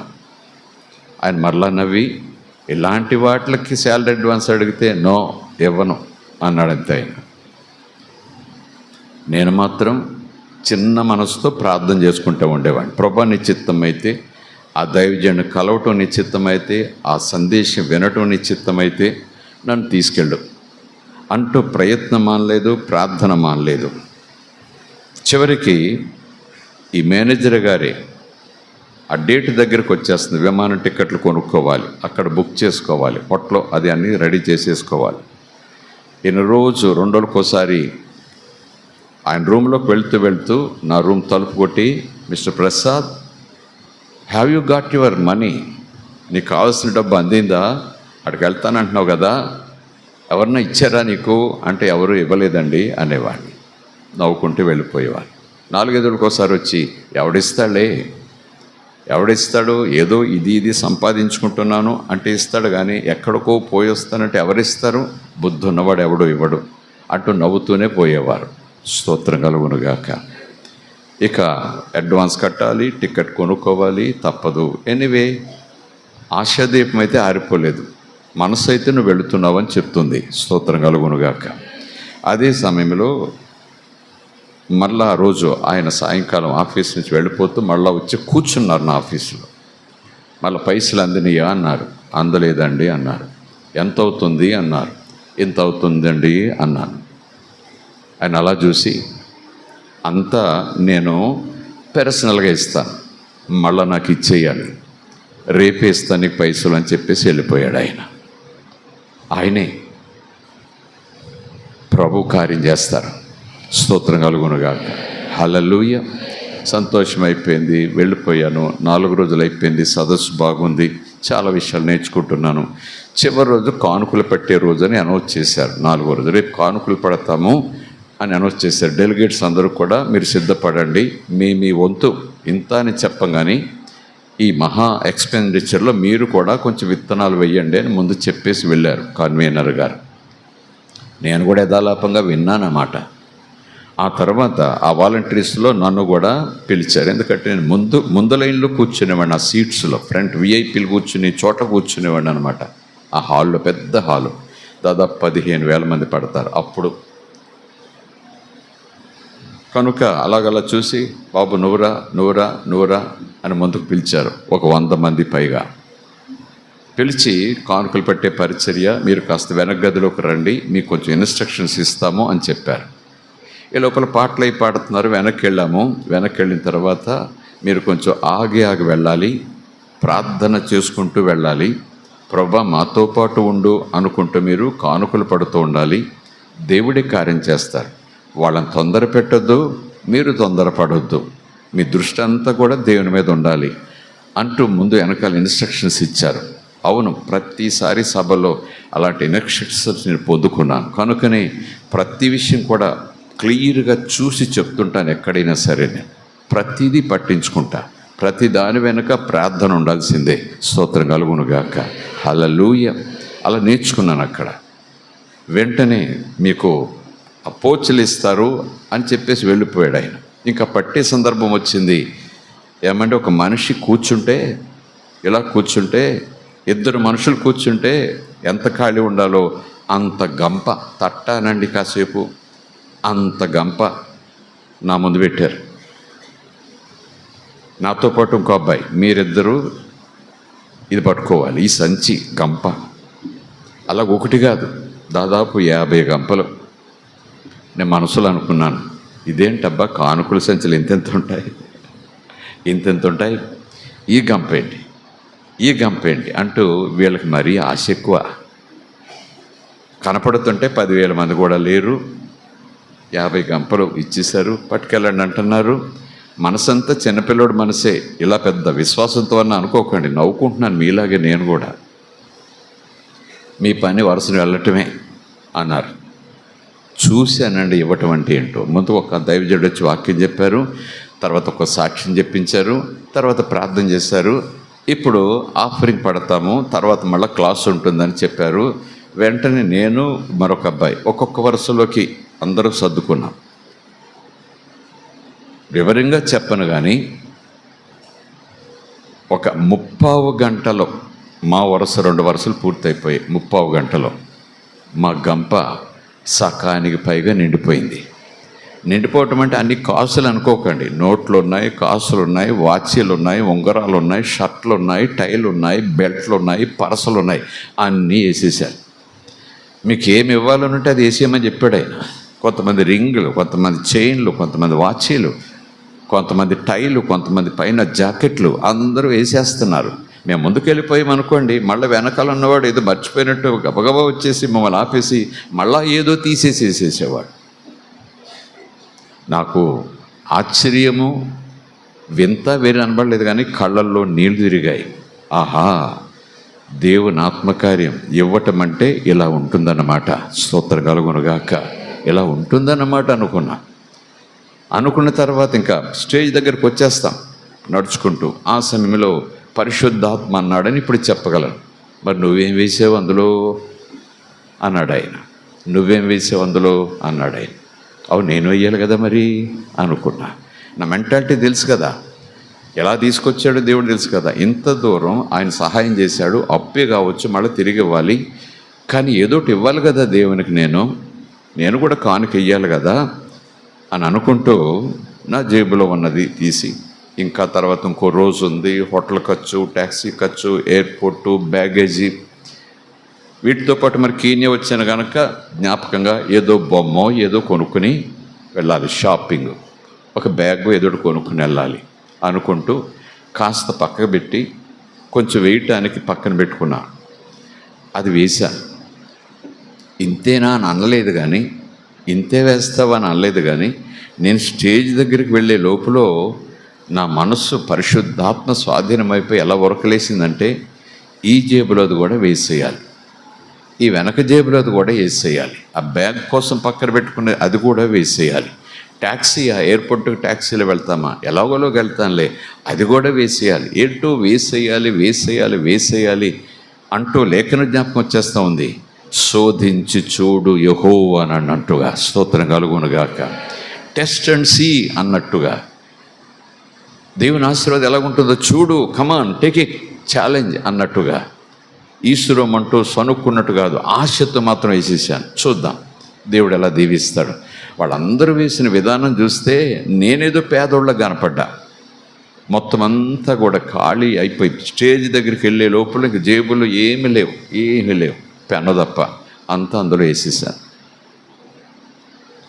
ఇక వివరించి చెప్పను. ఎయిర్పోర్ట్కి ఎవరు వెళ్తున్నారు, ట్యాక్సీలో వెళ్ళాలి, బస్సులో వెళ్ళాలంటే చాలా దూరం అవుతుంది. ఆ డెలిగేట్స్ ఒకళ్ళు అన్నారు, మేము ట్యాక్సీలో వెళ్తున్నాము, ఇద్దరమే ఉన్నాము, ప్రసాద్ నువ్వు కూడా మాతో పాటు వచ్చేయచ్చు కదా అన్నారు. స్తోత్రం. వెళ్ళిపోయాను. స్తోత్రం కలుగునుగాక. అలాగున వాళ్ళతో పాటు ట్రావెల్ చేయటం వల్ల నేను పెట్టాల్సిన ఆ చిన్న ఖర్చులు కూడా వాళ్ళ ఖర్చుల్లో కలిసిపోయింది. వాళ్ళు నా కోసం ఖర్చు పెట్టాల్సిన పని లేదు, వాళ్ళు అది ఇస్తారు, ఇచ్చినా వాళ్ళకి వెనక్కి రాదు కనుక నాది కూడా అందులో పెట్టేస్తే వాళ్ళకి సరిపోయేది, వాళ్ళు సంతోషంగా ఉండేది. అలాగ జాంబియా వచ్చేసాను. మళ్ళా కిట్వే వచ్చేసి నెలలు పట్టలేదు. ప్లాన్ చేసుకోవాలి కదా, ఈ పటేల్ గారికి ఇవ్వాలి, నా జీతంలోంచి ఇంత ఇవ్వాలి. రోజు అడుగుతాడు, చూసుకుంటున్నావా, ఏదో ప్రేమతో ఇచ్చాను అన్నట్టు చూస్తున్నాడు ఆయన. అకస్మాత్తుగా 2 నెలలు పెద్ద ఆఫీస్ నుంచి ఒక లెటర్ వచ్చింది. ఆయనకు వచ్చింది, నాకు వచ్చింది. ఏంటా అని తీసి చూస్తే 6 నెలలు వ్యాపారం జరిగింది. వ్యాపారంలో ఊహించని రీతిలో లాభం వచ్చింది 6 నెలలకి. అసలు సంవత్సరం అయిపోయాక లెక్కలేస్తారు ప్రాఫిట్ అండ్ లాస్. 6 నెలలకు లెక్కేశారు, ఎందుకో తెలీదు. ఇంత ప్రాఫిట్ వచ్చింది కంపెనీకి. ఓకే, కనుక 6 నెలలకే ఎంప్లాయీస్కి వాళ్ళ లెవెల్ని బట్టి బోనస్ ఇవ్వాలనుకుంటున్నాము అని రాసి, నీకింత బోనస్ వస్తుంది అని రాసి ఆ అమౌంట్ చెక్ రూపంలో దానికి అటాచ్ చేశారు. ఆ అమౌంట్ ఎంతంటే ఆయనకి ఇవ్వాల్సిన దానికన్నా ఎక్కువ. స్తోత్రం కలుగునుగా. ఆయనకి ఇవ్వాల్సిన దానికన్నా ఎక్కువ. Oh my god hallelujah. స్తోత్రం కలుగునుగాక. ఇలాంటివి 1 కాదు 2 కాదు, ఎన్నెన్నో అనుభవాలు ఉన్నాయి కాబట్టి, ఆ రుచులు ఉన్నాయి కాబట్టి సేవలోకి వచ్చే ముందు దేవుడు నన్ను అలా సిద్ధపరిచేశాడు అనుకుంటాను. అనుభవాలన్నీ సేవలో నేను ఎలా ఖర్చు పెట్టాలో, పిసినారిగా ఉండాలా, లెక్కలేసుకునేవాడిగా ఉండాలా, ఎలాగ ఉండాలి అనే విధానానికి దేవుడు నాకు కొంచెం ట్రైనింగ్ ఇచ్చేసి సేవకు పిలుచుకున్నాడేమో అని అనుకుంటా. స్తోత్రం కలుగునుగాక. గొప్ప కోసం మరలా చెప్పటలేదు. ఆ సమయం వచ్చేటప్పటికి పరిశుద్ధాత్ముడు తీవ్రంగా ముందుకు తీసుకెళ్ళేవాడు, చాలా తీవ్రంగా. ఇక వేరే చెప్పను కానీ 2004 అంతకుముందు అగస్టిన్ గారు, దేవసాయం గారు, దేవుడు ఇక్కడ ఇచ్చాడు, సదస్సులు పెట్టాలి, కాన్ఫరెన్స్లు పెట్టాలి, యూత్ని బలపరచాలి, పాస్టర్ని బలపరచాలని. సంవత్సరానికి ఒకటి నా కెపాసిటీ అంతేని ఎప్పుడు వాళ్ళతో చెప్పలేదు. నీ కెపాసిటీ ఏంటి బ్రదర్ అని వాళ్ళు నన్ను అడగలేదు. అనుకునేవాళ్ళం, ఇక్కడ పెడదామనేవారు, పెడదామనేవాడిని అంతే. 300 మంది వచ్చేవారు, 400 మంది వచ్చేవారు. వాళ్ళ దగ్గర ఏ రిజిస్ట్రేషన్ ఛార్జీలు ఉండేవి కాదు. 2 రోజుల కూటం కాదండి, సోమవారం పిలిచి శనివారం పంపించేవాళ్ళం. అప్పటి నుంచి ఉన్న సహోదరులకు తెలుసు ఆ పరుగులు, ఆ ఊరుకులు, ఆ ప్రార్థనలు, ఆ పరిచర్యలు ఎలాగుండేవో. స్తోత్రం కలుగునుగాక. 5 రోజులు వారేదో ఇస్తామనేవారు కాదు, నాకు లేదని వాళ్ళతో చెప్పేవాడిని కాదు. అలాగ జరిగిపోయేవి. పోయిన ఆదాయం ఎంత అంటే 2 లక్షలు మిల్లద్ది. అందులో వాళ్ళ దగ్గర మిల్లు కొనటానికి తెచ్చిన డబ్బులు వాళ్ళకి ఇస్తూ ఉండాలి మధ్యలో.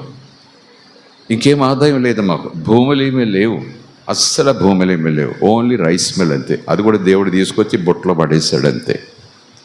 2 లక్షలు ఆ దినాల్లో. చాలా ఎక్కువగా ఉండొచ్చు, కానీ ఖర్చులు కూడా అలాగే తీవ్రంగా ఉండేవి. సదస్సుల మీద విరివిగా పెట్టేవాడిని, చాలా విరివిగా పెట్టేవాడిని. పిల్లలు చదువుకునేవారు. చిన్న హాస్టల్లో పడేశాను, క్రిస్టియన్ హాస్టల్లో పడేశాను. పెద్దగా ఖర్చు అయ్యేది కాదు, అన్నీ వాళ్ళే చూసుకుంటారు అన్నట్టుగా, దేవుళ్ళ ముందుకు సాగిపోవాలన్నట్టుగా అలాగనే ముందు కొరికాను. వస్తుండేవి, టైట్గా ఉండేది బెల్ట్. మళ్ళీ దేవుడు అలాగుని సరిచేసేవాడు. అవసరమైతే తెలిసిన వారి దగ్గర అడిగేవాడిని, మళ్ళీ వాళ్ళకి ఇవ్వటంలో ఇబ్బంది పడుతూ దేవుని అడిగేవాడిని. అలాగునే ముందుకు వచ్చింది. ఇవన్నీ కూడా ఫైనాన్స్ మేనేజ్మెంట్లో దేవుడు నాకు నేర్పిన పాఠాలు. స్తోత్రం కలుగునుగాక. హల్లెలూయా. నాకు అప్పిచ్చిన వారు కూడా ఉన్నారు ఈ సంఘంలో, ఎవరి చేతో ఇప్పించిన వారు కూడా ఉన్నారు ఈ సంఘంలో. ఆ దినాల్లో నిన్న మొన్నటి వరకు, అంటే దాదాపు 10-12 సంవత్సరాల క్రితం వరకు కూడా, దాదాపు 2004లో అనుకుంటాను, అప్పుడు తీవ్రమైన నడుము నొప్పితో బాధపడుతున్నాను. అసలు లేవటానికి గుణపంతో పొడుస్తున్నట్టుగా ఉండేది. ఇలా కదలేను, అలా కదలేను. అయినా సరే లేచి నిలబడేవాడిని. ప్రభాకరన్ గారు వచ్చారు, నడుమిచ్చి వేసి ఇది అపవాది కార్యమని ప్రార్థన చేశారు. ఉపశమనం వచ్చింది, దేవుడు స్వస్థపరిచారు. స్తోత్రం కలుగునుగాక.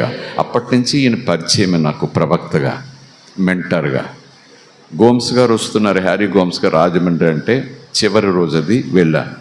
కారులోనే కూర్చున్నా, ఎందుకంటే నడుము నొప్పి కాబట్టి కంఫర్టబుల్గా కూర్చోవచ్చు. ఏసీ వేసుకొని తలుపులు తీసేసుకొని కూర్చున్నా. అందరూ సభలోకి వెళ్ళి కూర్చున్నారు. ఆయన మాట్లాడుతున్నారు. ఈ ఆర్కెస్ట్రా వాయించే అబ్బాయి నాకు బాగా తెలుసు. అలా పక్కకు వచ్చి నా కారు చూసి, నన్ను చూసి, అయ్యగారు మీరు ఇక్కడ అన్నారు. ఏంటమ్మా అన్న. ఏం లేదండి, మీరు కలిసి వెళ్దామని వచ్చానండి. అలా చూశానండి, మీరా కాదు అనుకున్నాను. చీకట్లో ఈ కారులో కూర్చున్నారు ఏంటండి, రాకపోయారా? స్టేజ్ మీదకి పిలిచేవాళ్ళం కదా, పిలిపించేవాడిని కదా అంటుంటే, ఇలాగ ఉన్నవి బాబు, నాకు నడుము నొప్పి తగ్గింది, మళ్ళీ ఎక్కి దిగట వద్దు అన్నా. ఆ తర్వాత అయ్యగారు మీరు కూడా ఇలా ఒక సభ పెట్టిస్తే బాగుంటుంది దీని ద్వారా అన్నారు ఆయన. అంటే పెట్టిద్దామన్నాను. ఆ తర్వాత వెళ్ళిపోయి మళ్ళీ 1 గంటలో వచ్చేసాడు. వచ్చేసి మీరు అయిపోయాక మీరు వెళ్ళిపోకండి, అయ్యగారితో మిమ్మల్ని మాట్లాడిస్తాను అన్నాడు.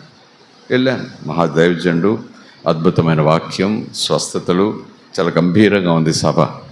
వెళ్ళాను, పైనుంచున్నాను.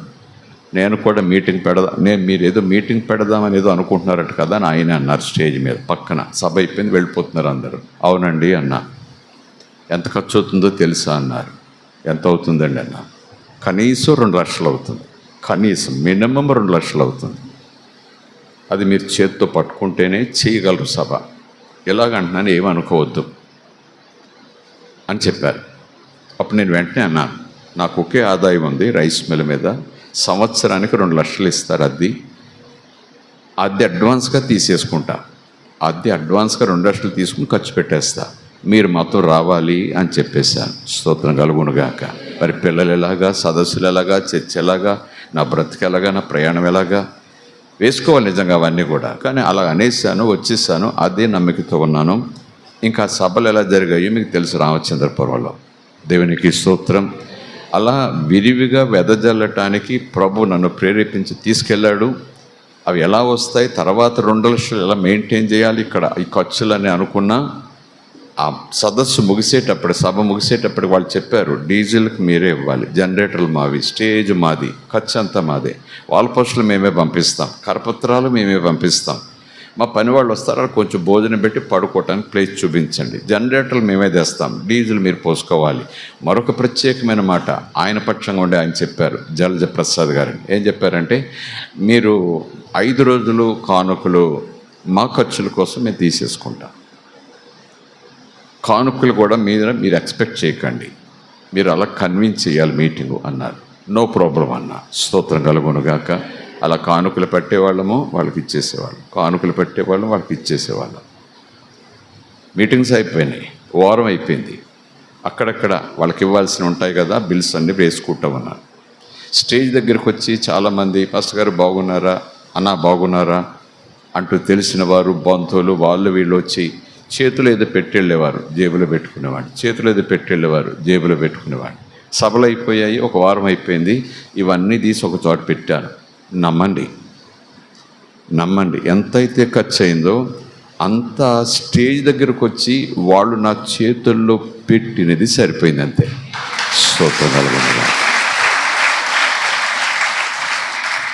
ఈ 2 లక్షల ఖర్చు అలా ఉండనివ్వండి, కానుకల వారు తీసుకొనివ్వండి, అదొక పద్ధతి కావచ్చు. ఈ జనరేటర్లు, భోజనాలు, హడావిడి అన్ని ఖర్చులు కానివ్వండి. రెండు కన్నా ఎక్కువ అయింది, కానీ ఇది సంవత్సరం ఆదాయం నాకు. అయినా నేను కాదనలేదు, గొప్ప కోసం చెప్పట్లేదని ముందే చెప్పాను. కనుక నన్ను వేరే కళ్ళతో చూడకండి. దేవుని కార్యాలు, స్తోత్రం కలుగునుగాక, ఇచ్చుటయందు దేవుని విషయంలో అలాగున గుప్పిలు విప్పుటయందు దేవుడు గొప్ప కార్యాలు ఇంకా చేస్తాడు. అది ఆయన పాలసీ. స్తోత్రం కలుగునుగాక.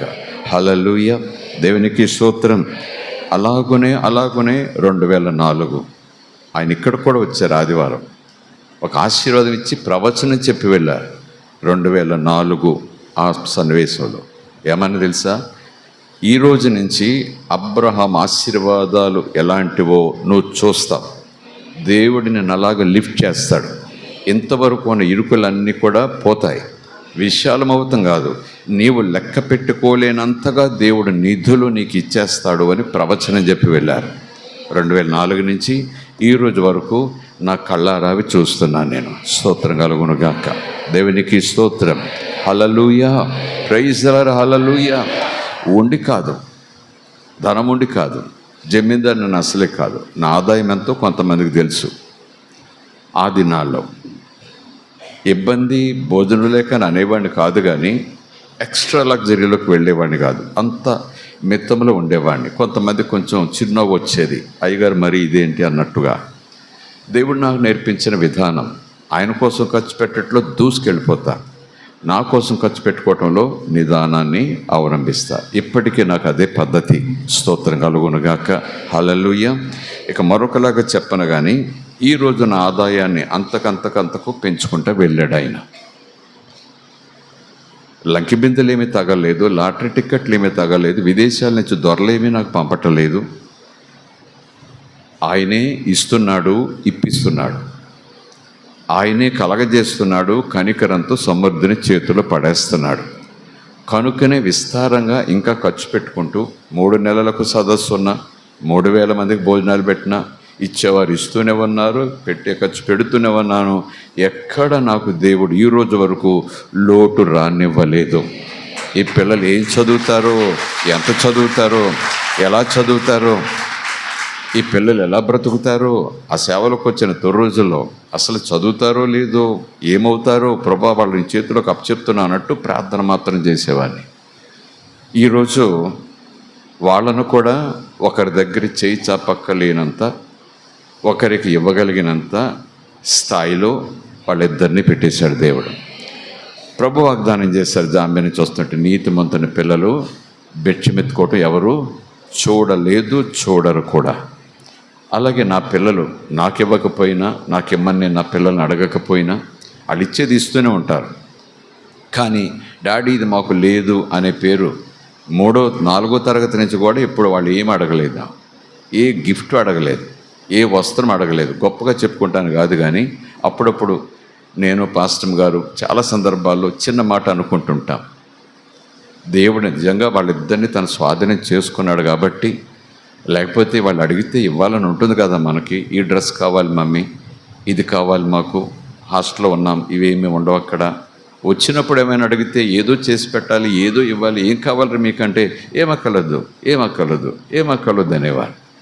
ఈ రోజు వరకు ఏమీ అక్కర్లేదు అంటూనే వచ్చారంటే దేవుడు వాళ్ళకి అంత ఇస్తున్నట్టే లెక్క. స్తోత్రం కలుగునుగాక.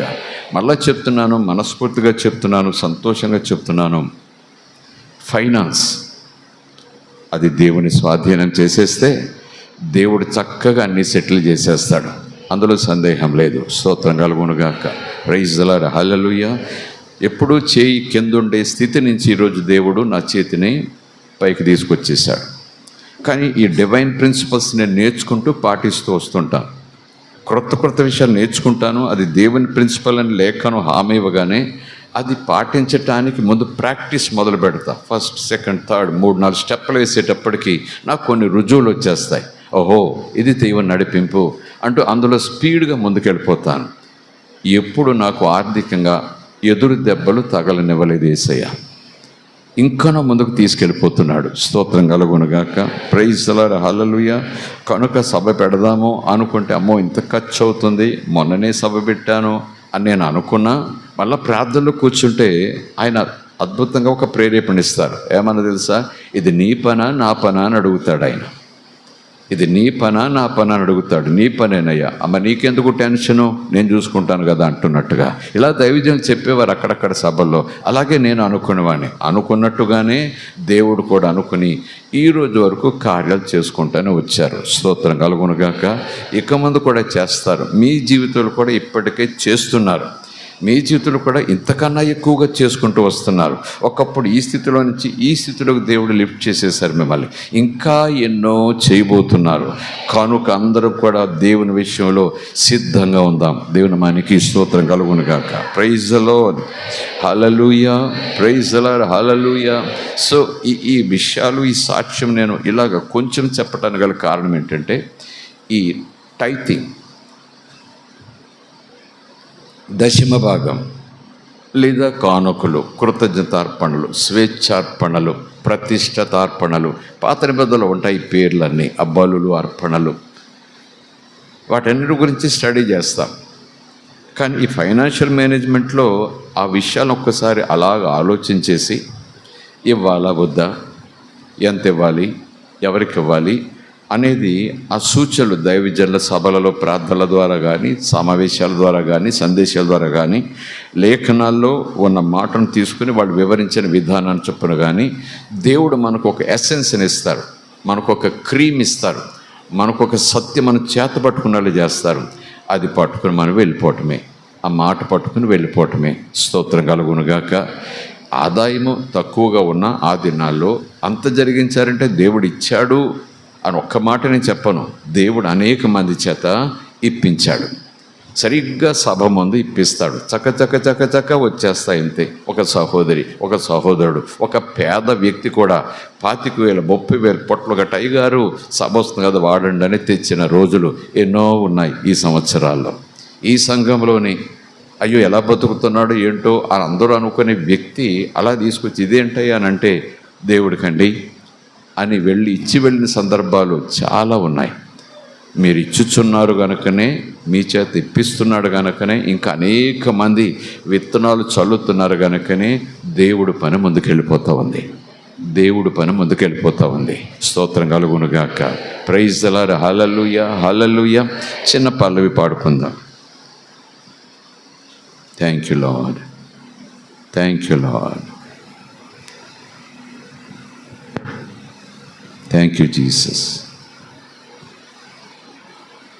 కురశమత కరదరసి అబరిదరిదర శందర్యో. హల్లెలూయా.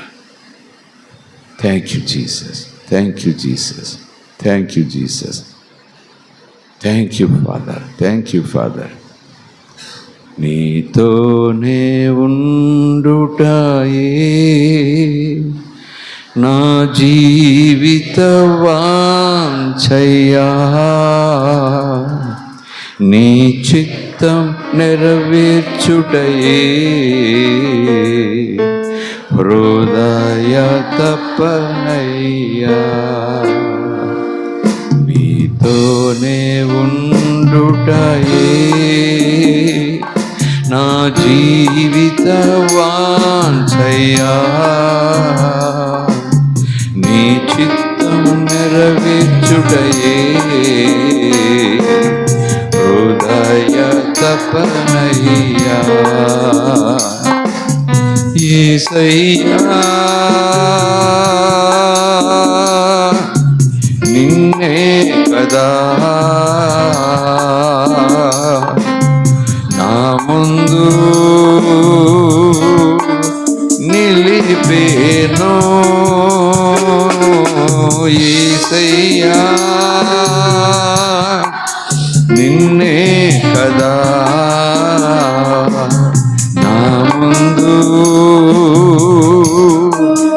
నిలిపేను. నా కొరకు అన్నీయు చేయువాడా, చేసి ముగించువాడా, నా కొరకు అన్నీయు చేయువాడా, చేసి ముగించువాడా, నా బరువు నా బాధ్యత, నా బరువు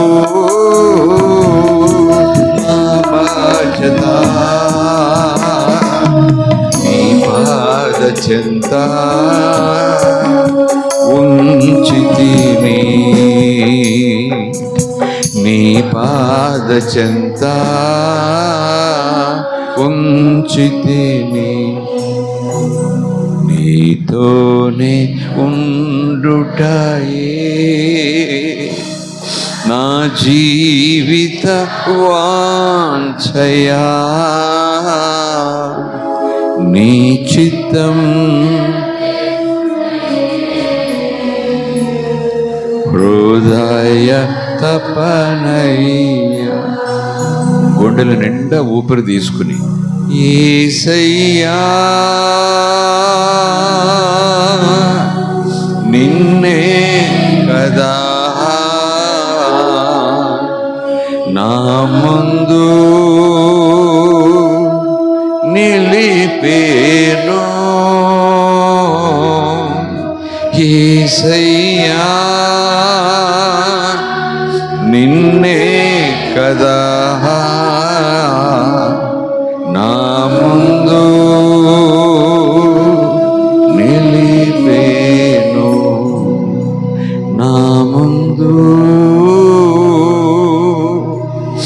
నిలిపేను. చిన్న ప్రార్థన నేర్పించండి. నీ కాళ్ళ దగ్గర కూర్చుని నేర్చుకోవటానికి వచ్చాను. నడిపించండి. అన్ని కోణములలోనూ అన్ని విధములుగాను మేము ఫలించడు ద్రాక్ష తీగలుగా ఉండాలి. అది నీ ప్రణాళిక కూడా.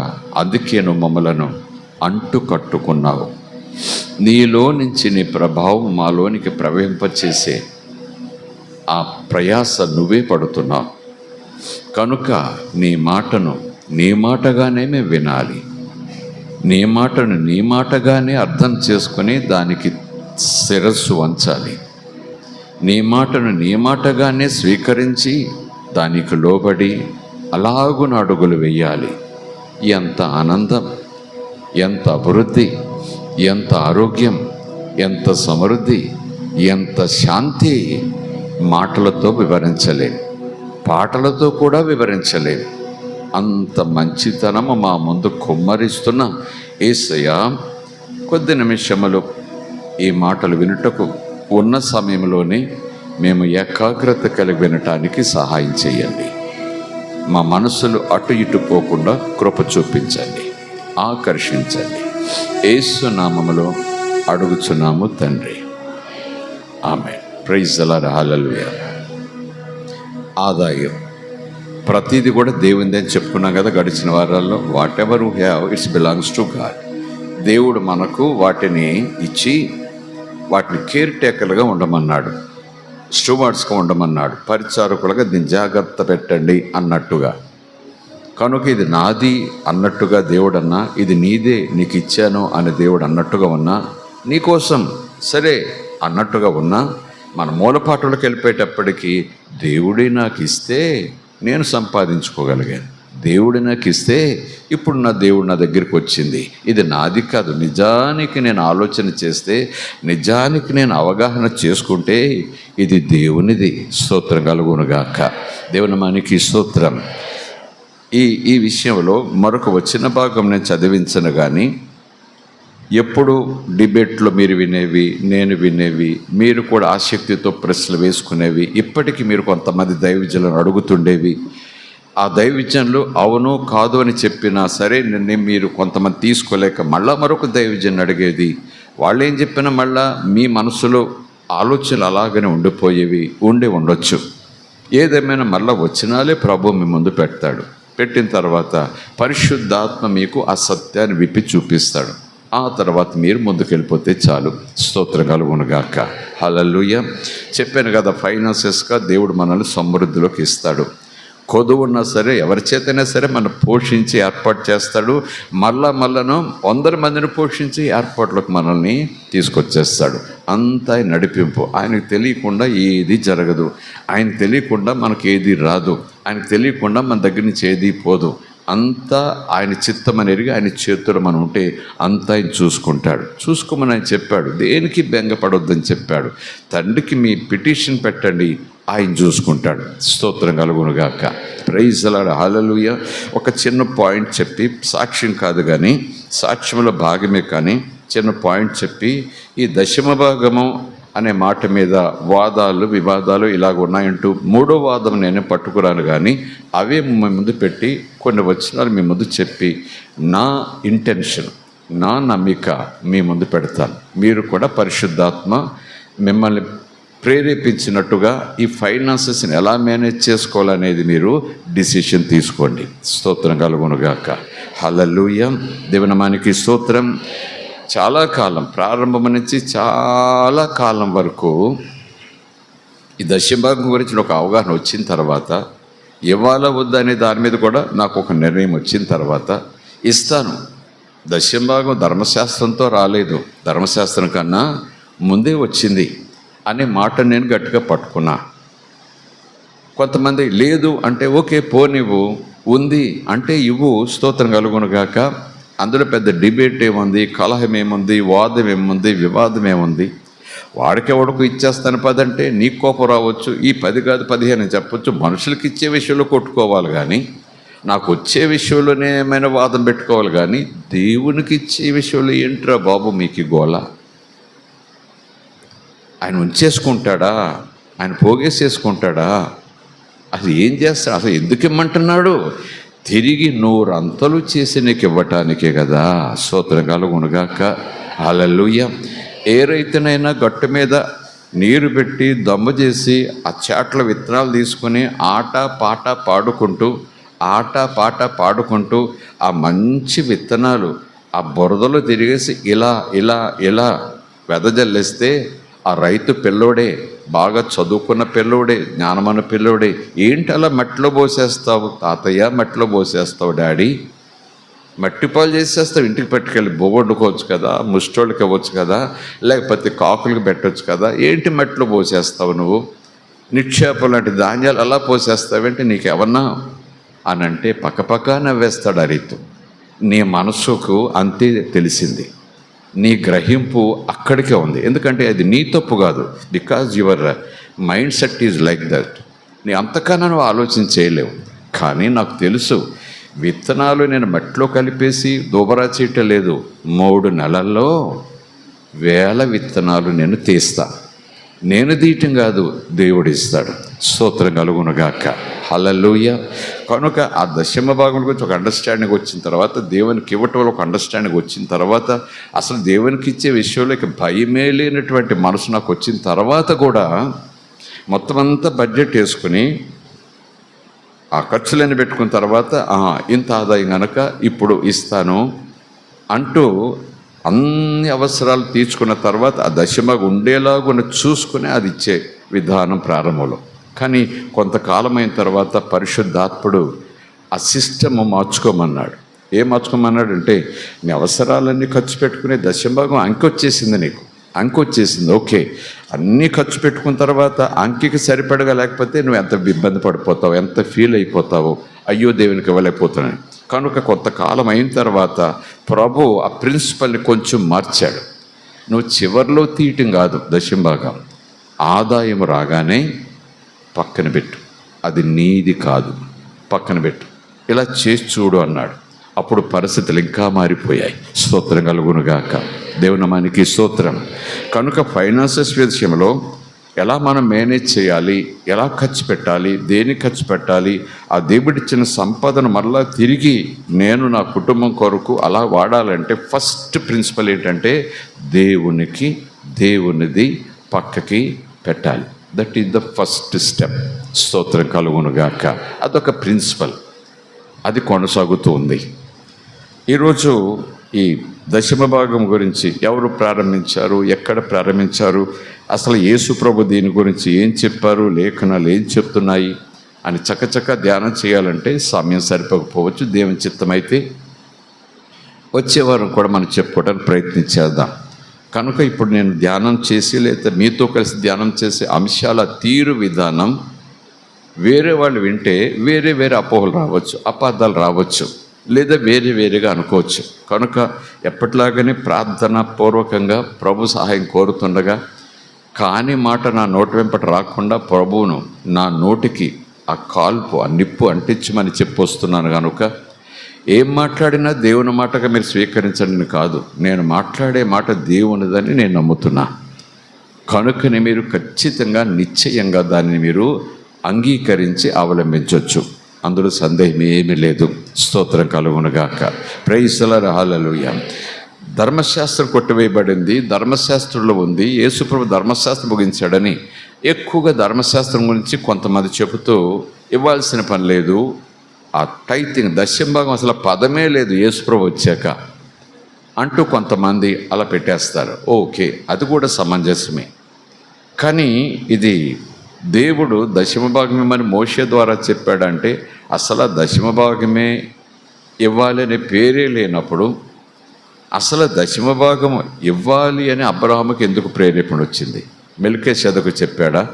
లేదా ఆదికాండం 12వ అధ్యాయంలో అబ్రహాము నువ్వు బయటికి రా, నేను ఆశీర్వదిస్తాను, నేను ఒక దేశాన్ని తీసుకెళ్తాను, నీ పిల్లల్ని ఆశీర్వదిస్తాను రా అనగానే ఆయన బయలుదేరి వచ్చాడు. వచ్చినప్పుడు ఆ సందర్భంలో, ఆ ప్రయాణంలో, ఆ ప్రారంభంలో, ఆ తొలి అడుగుల్లో ఒకవేళ దేవుడు కూడా ఇలా మాట్లాడా, అబ్రామా నేను నీకు ఏమిచ్చినా, ఎంత ఇచ్చినా, ఎలా ఇచ్చినా దశంభాగం నాకు ఇవ్వాలి సుమా, నేను ఇంకా దీవిస్తాను అని అబ్రహాముకి ఏమీ దేవుడు మాట్లాడలేదు. స్తోత్రం కలుగునుగాక. మాట్లాడకపోయినా ఒక సమయం వచ్చింది, ఒక అధ్యాయం వచ్చింది, 14వ అధ్యాయం 18 నుంచి 20 వచనాలు చూసుకుంటే అబ్రహామే తన సంపాదనలో నుంచి అప్పుడు తనకు ఎదురై తనను ఆశీర్వదిస్తున్న మెల్కీషెదకుకు తన ఆస్తి, తన సంపాదనలో, తన స్వాస్యములో దశమ భాగము మెల్కీషెదకుకు ఇచ్చాడు. మెల్కీషెదకు అది చూసి అబ్రహాము బహుగా దీవించాడు. స్తోత్రం కలుగునుగాక. అంటే ధర్మశాస్త్రములో ఉంది దశంభాగము లేవీల కోసము, ఇలా అలా అలాగ చాలా విధి విధానాలు ఉంటాయి. ధర్మశాస్త్రం లేనప్పుడు మళ్ళీ ఈ బోధలు ఏంటండి మీరు అనొచ్చు. మరి ధర్మశాస్త్రం లేని కాలంలో ఒక భక్తుడు ఇచ్చాడు, దేవుడు ఇవ్వు నిన్ను నూరంతలు చేసి దీవిస్తాను అని అనకపోయినా భక్తుడు ఇచ్చాడు. ఆ భక్తుడు దశంభాగం అని ఎందుకు వచ్చింది ఆ భక్తునికి ఆ ప్రేరేపణ? ఎవరు చెప్పారు ఆయనకి? అలా ఇస్తే నీకు ఏమొస్తుందని చెప్పారు? ఏమీ లేదండి, అబ్రహాముకు ఇవ్వాలి, దేవుడు నాకు ఎంత ఇస్తే. దశమ భాగం అనే పేరైతే అక్కడ వచ్చింది, కానీ ఈ ఎంత ఇచ్చినా తక్కువే. స్తోత్రం కలుగునుగాక. ఆ 18వ అధ్యాయం చేయండి, ఆ వచనం చదవండి. ధర్మశాస్త్ర కాలం కాదు, అది మనస్సాక్షి కాలం అని భక్తులు అంటారు. ధర్మశాస్త్రం వచ్చే వరకు కూడా మానవుడు తన మనస్సాక్షిని ఆధారం చేసుకుని, మనస్సాక్షిని దేవుడు దీపంగా పెట్టినప్పుడు ఆ మనస్సాక్షిని బట్టి దేవుడు ఉన్నాడని ఎరిగి, దేవుని పట్ల భయభక్తులు కలిగి, దేవుని మార్గం ఇదే ఉంటుందని ఎరిగి నీతిమంతులుగా జీవించడానికి ఇష్టపడ్డారు. అది మనస్సాక్షి కాలం. ఆ తర్వాత ధర్మశాస్త్ర కాలం. స్తోత్రం కలుగునుగాక. ఆదికాండం 18వ అధ్యాయం అబ్రహాము మెల్కీషెదకుకు ఆ దశమ భాగం ఇచ్చిన ఆ ప్రత్యేకమైన సన్నివేశం.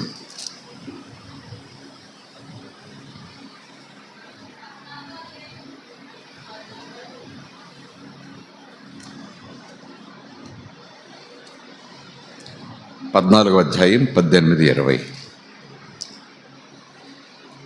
మరియు షాలేము రాజైన మెల్కీసెదకు రొట్టెను ద్రాక్షరసమును తీసుకుని వచ్చాను.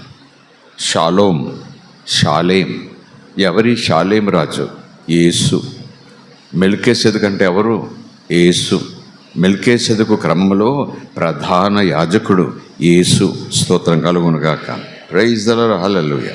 ఆ మాట చూస్తే, అనుకుంటే, ఆలోచన చేస్తే, మరియు షాలేము రాజైన మెల్కీసెదకు రొట్టెను ద్రాక్షరసమును, యేసు శరీరం, రొట్టె, ద్రాక్షరసం, అవన్నీ ఆలోచన చేయండి. రొట్టెను ద్రాక్షరసమును తీసుకుని వచ్చాడు. స్తోత్రం కలుగునుగాక. షాలేము రాజు మెల్కీసెదకు రొట్టెను ద్రాక్షరసమును తీసుకుని వచ్చాడు. ఎవరికి? అబ్రహాముకు అని అనుకోవాలి. అంటే రొట్టె ద్రాక్షరసము దేవుడు మనకు, ప్రభు అన్నారు కదా, నా శరీరము నా రక్తము అంతగా తగ్గించేసుకున్నాడు. ప్రైజ్ ది లార్డ్, హల్లెలూయా. అతడు సర్వోన్నతుడగు దేవునికి యాజకుడు. అప్పుడు అతడు అబ్రాహామును ఆశీర్వదించి, ఆకాశమునకు భూమికిని సృష్టికర్తయును సర్వోన్నతుడైన దేవుని వలన అబ్రాము ఆశీర్వదింపబడునుగాక అనియు, నీ శత్రువులను నీ చేతికి అప్పగించిన సర్వోన్నతుడగు దేవుడు స్తుతింపబడునుగాక అనియు చెప్పాను. అప్పుడు అతడు అన్నిటిలో, అనగా ఎవరు? అబ్రహాము. అప్పుడు అతడు అన్నిటిలో ఇతనికి, అంటే మెల్కీసెదకుగా వచ్చిన షాలేము రాజునకు 10వ వంతు ఇచ్చెను. అప్పుడు అతడు అన్నిటిలో ఇతనికి 10వ వంతు ఇచ్చెను. స్తోత్రం కలుగునుగాక. ప్రైజ్ ది లార్డ్, హల్లెలూయా. ఆ 10వ వంతు అనే మాట మీద మనం మనసు పెడుతున్నాం. ఇది ఇంకా పిక్చర్ అలా ఉంచేసేయండి, అక్కడ అలా ఉంచండి. దేవుడు మళ్ళా మీ ముందుకు తీసుకొస్తాడు ఎప్పుడు మీరు ఇంటి దగ్గర చదువుకున్నప్పుడు. ఆ 10వ భాగము, 10వ భాగము అది ధర్మశాస్త్రము, అది కొట్టివేయబడింది అంటున్నాడు గనక, ఈ 10వ భాగము అన్నట్టుగా ఈ 10వ వంతు అబ్రహాం ఇవ్వటం దీనిని బట్టి ఇచ్చాడు. మెల్కీసెదకు ఇమ్మన్నాడా? దేవుడు 12వ అధ్యాయంలో ప్రారంభంలో నువ్వు ఇవ్వాలి, నేను ఇచ్చిన దాంట్లో 10 ఇంతలు ఇస్తే నేను ముందుకు తీసుకెళ్తాను అన్నాడు. ఏమీ లేదు. అబ్రహాము మనసు, ఇచ్చే మనసు, ఇవన్నీ సాధిస్తున్నానంటే, ఇవన్నీ నేను సాధించుకోగలుగుతున్నానంటే, శత్రువుల మీద సునాయాసంగా నేను విజయాలు సాధిస్తున్నానంటే ఎందుకు? నేను దేవుని వెనకాల వెళ్తున్నాను, దేవుడు నాకు తోడు, దేవుడు నాతో ఉన్నాడు కనుక ఇవన్నీ నాకు వచ్చాయి అంటూ దేవునికి ఇచ్చుటలో ఏ మాత్రం సనుగుడు లేదు. తీసుకోవయ్యా, స్తోత్రం కలుగునుగాక. యాకోబు కూడా ఆది కాండంలో కనిపిస్తుంది. యాకోబు కూడా అబ్రహాము దేవుడువు, నా తండ్రి దేవుడువు, నా తాత దేవుడువు అంటూ ఆ రాయి తల కింద పెట్టుకొని పడుకుండగా ఒక కళ దర్శనం వచ్చినప్పుడు, దేవదూతలు పైనుంచి కిందకి, కింద నుంచి పైకి నిచ్చెనెక్కుతున్నట్టుగా చూసినప్పుడు పరలోకములో నుంచి ఒక స్వరం యాకోబుతో మాట్లాడే సందర్భంలో మనము ఆ వాక్యం చదువుకున్నప్పుడు ఆశ్చర్యకరం. యాకోబు, దేవుడేం మాట్లాడాడు, దూతలేం మాట్లాడారు, 10వ భాగం గురించి ఏమీ చెప్పరు. యాకోబు అంటాడు, నీవు నన్ను దీవిస్తే, అబ్రహాము మా తాతను దీవించినట్టుగా, మా నాయనుని దీవించినట్టుగా ఆ దీవెన నాకు కూడా వారసత్వంగా నువ్వు ఇస్తే, నేను మరలా నన్ను ఇక్కడికి క్షేమంగా తీసుకొస్తే, పిల్ల పాపలతో తీసుకొస్తే, ఏ ప్రమాదం లేకుండా తీసుకొస్తే, నా రాబడి అంతటిలో కూడా నీకు 10వ భాగం ఇస్తాను అని మరలా అక్కడ వాగ్దానం చేశాడు. ఎవరు చెప్పారంటే బహుశా తాత. స్తోత్రం కలుగునుగాక. రోజు చెప్పాడంటే ఏమో, మనం మాట్లాడుకున్నట్టుగానే నాన్న చెప్పుండొచ్చు, తాత ఎలా చేశాడురా, నేను కూడా అలా చేశానురా, నువ్వు కూడా దేవుడికి ఇవ్వటంలో ముందుండాలిరా. నిజానికి దేవుడికి లేక కాదు, మనం అలా విత్తితే దేవుడు 100 వచ్చేలాగా చేస్తాడు. స్తోత్రం కలుగునుగాక. దేవుని మనకి స్తోత్రం. అలాగున 10వ భాగం ధర్మశాస్త్రము లేని కాలంలోనే ప్రారంభమైంది కనుక ఇక ధర్మశాస్త్రం కొట్టివేయబడిందంటే కొట్టివేయబడింది, మానేద్దాం, 10వ భాగాలు మానేద్దాం, నో ప్రాబ్లం. కానీ పౌలు దగ్గరకు వచ్చేటప్పటికి పరిశుద్ధాత్ముడు ఎంతగా చెప్తారంటే, నీకు రాబడి పెరిగే కొలది, నీకు సామర్థ్యం వచ్చే కొలది విస్తారంగా ఇవ్వయ్యా అంటాడు. పెరిగిందా తగ్గిందా చెప్పండి? అంకే తెలియదు కానీ నీ రాబడి పెరిగే కొలది దేవునికి సంతోషంతో విస్తారంగా ఇవ్వయ్యా అంటాడు. ఇక్కడైతే పోనీ 10 ఇస్తే చాలట, నో ప్రాబ్లం, మిగిలిన 90 నాదే అనుకోటాను. అక్కడ 10 అని పెట్టలేదు, తీసేశారు.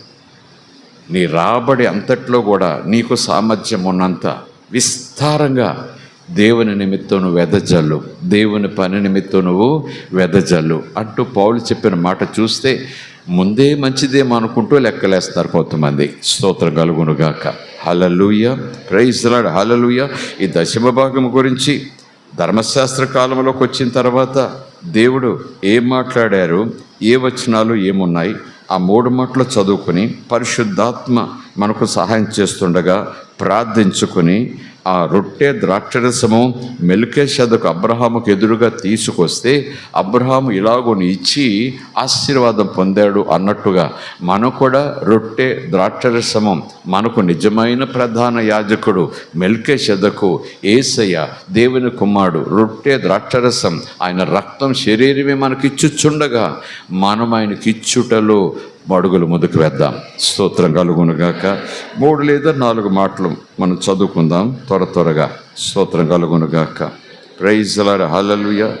సామెతల గ్రంథంలో ఒక మాట,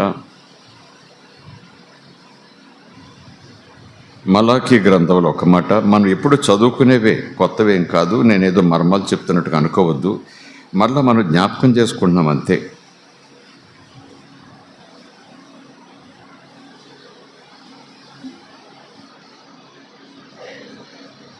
సంఖ్యాకాండంలో ఒక మాట,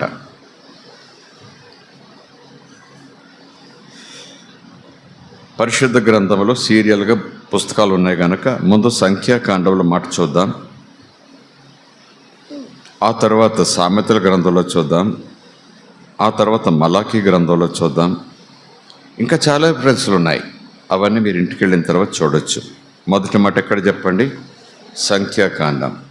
దాదాపు యెహోషువ గ్రంథానికి ముందు భాగంలో వస్తుంది.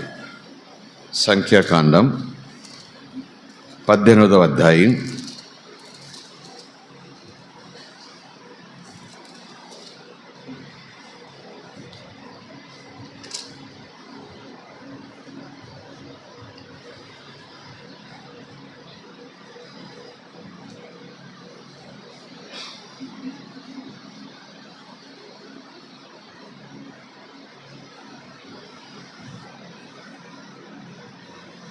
21.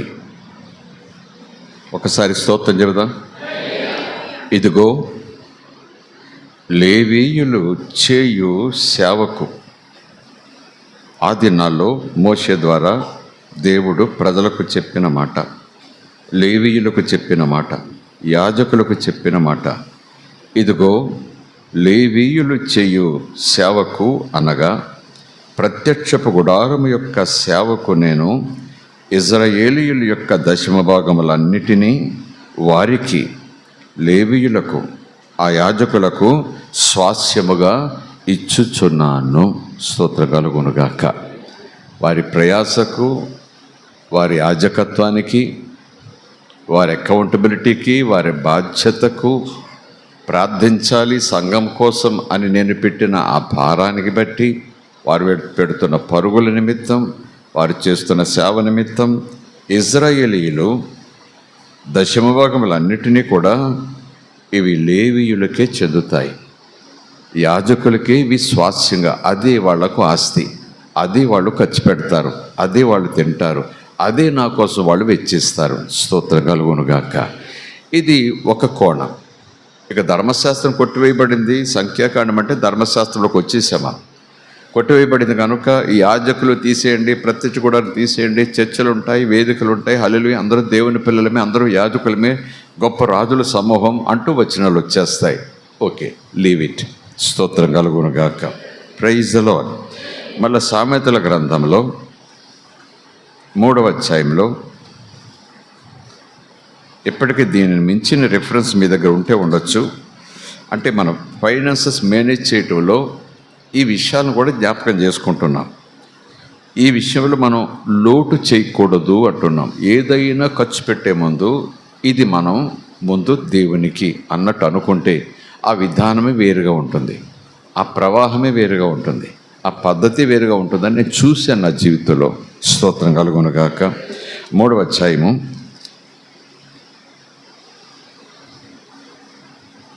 9వ వచనం. నీ రాబడి అంతటిలో ప్రథమ ఫలమును నీ ఆస్తిలో భాగమును ఇచ్చి యెహోవాను ఘనపరచుము. అప్పుడు నీ కొట్లలో ధాన్యము సమృద్ధిగా ఉండును. నీ గానుగలలో నుండి క్రొత్త ద్రాక్షరసము పైకి పొరలిపోరును. మనం గ్లాసు ముంచుకుని తీసుకోవటం కాదు, అదే బయటకు వస్తుందట గానుగులో నుంచి నూనె. స్తోత్రం కలుగునుగాక. ఇక్కడ ఇచ్చుట గురించి అంతటిలో ప్రథమ ఫలము అన్నాడు.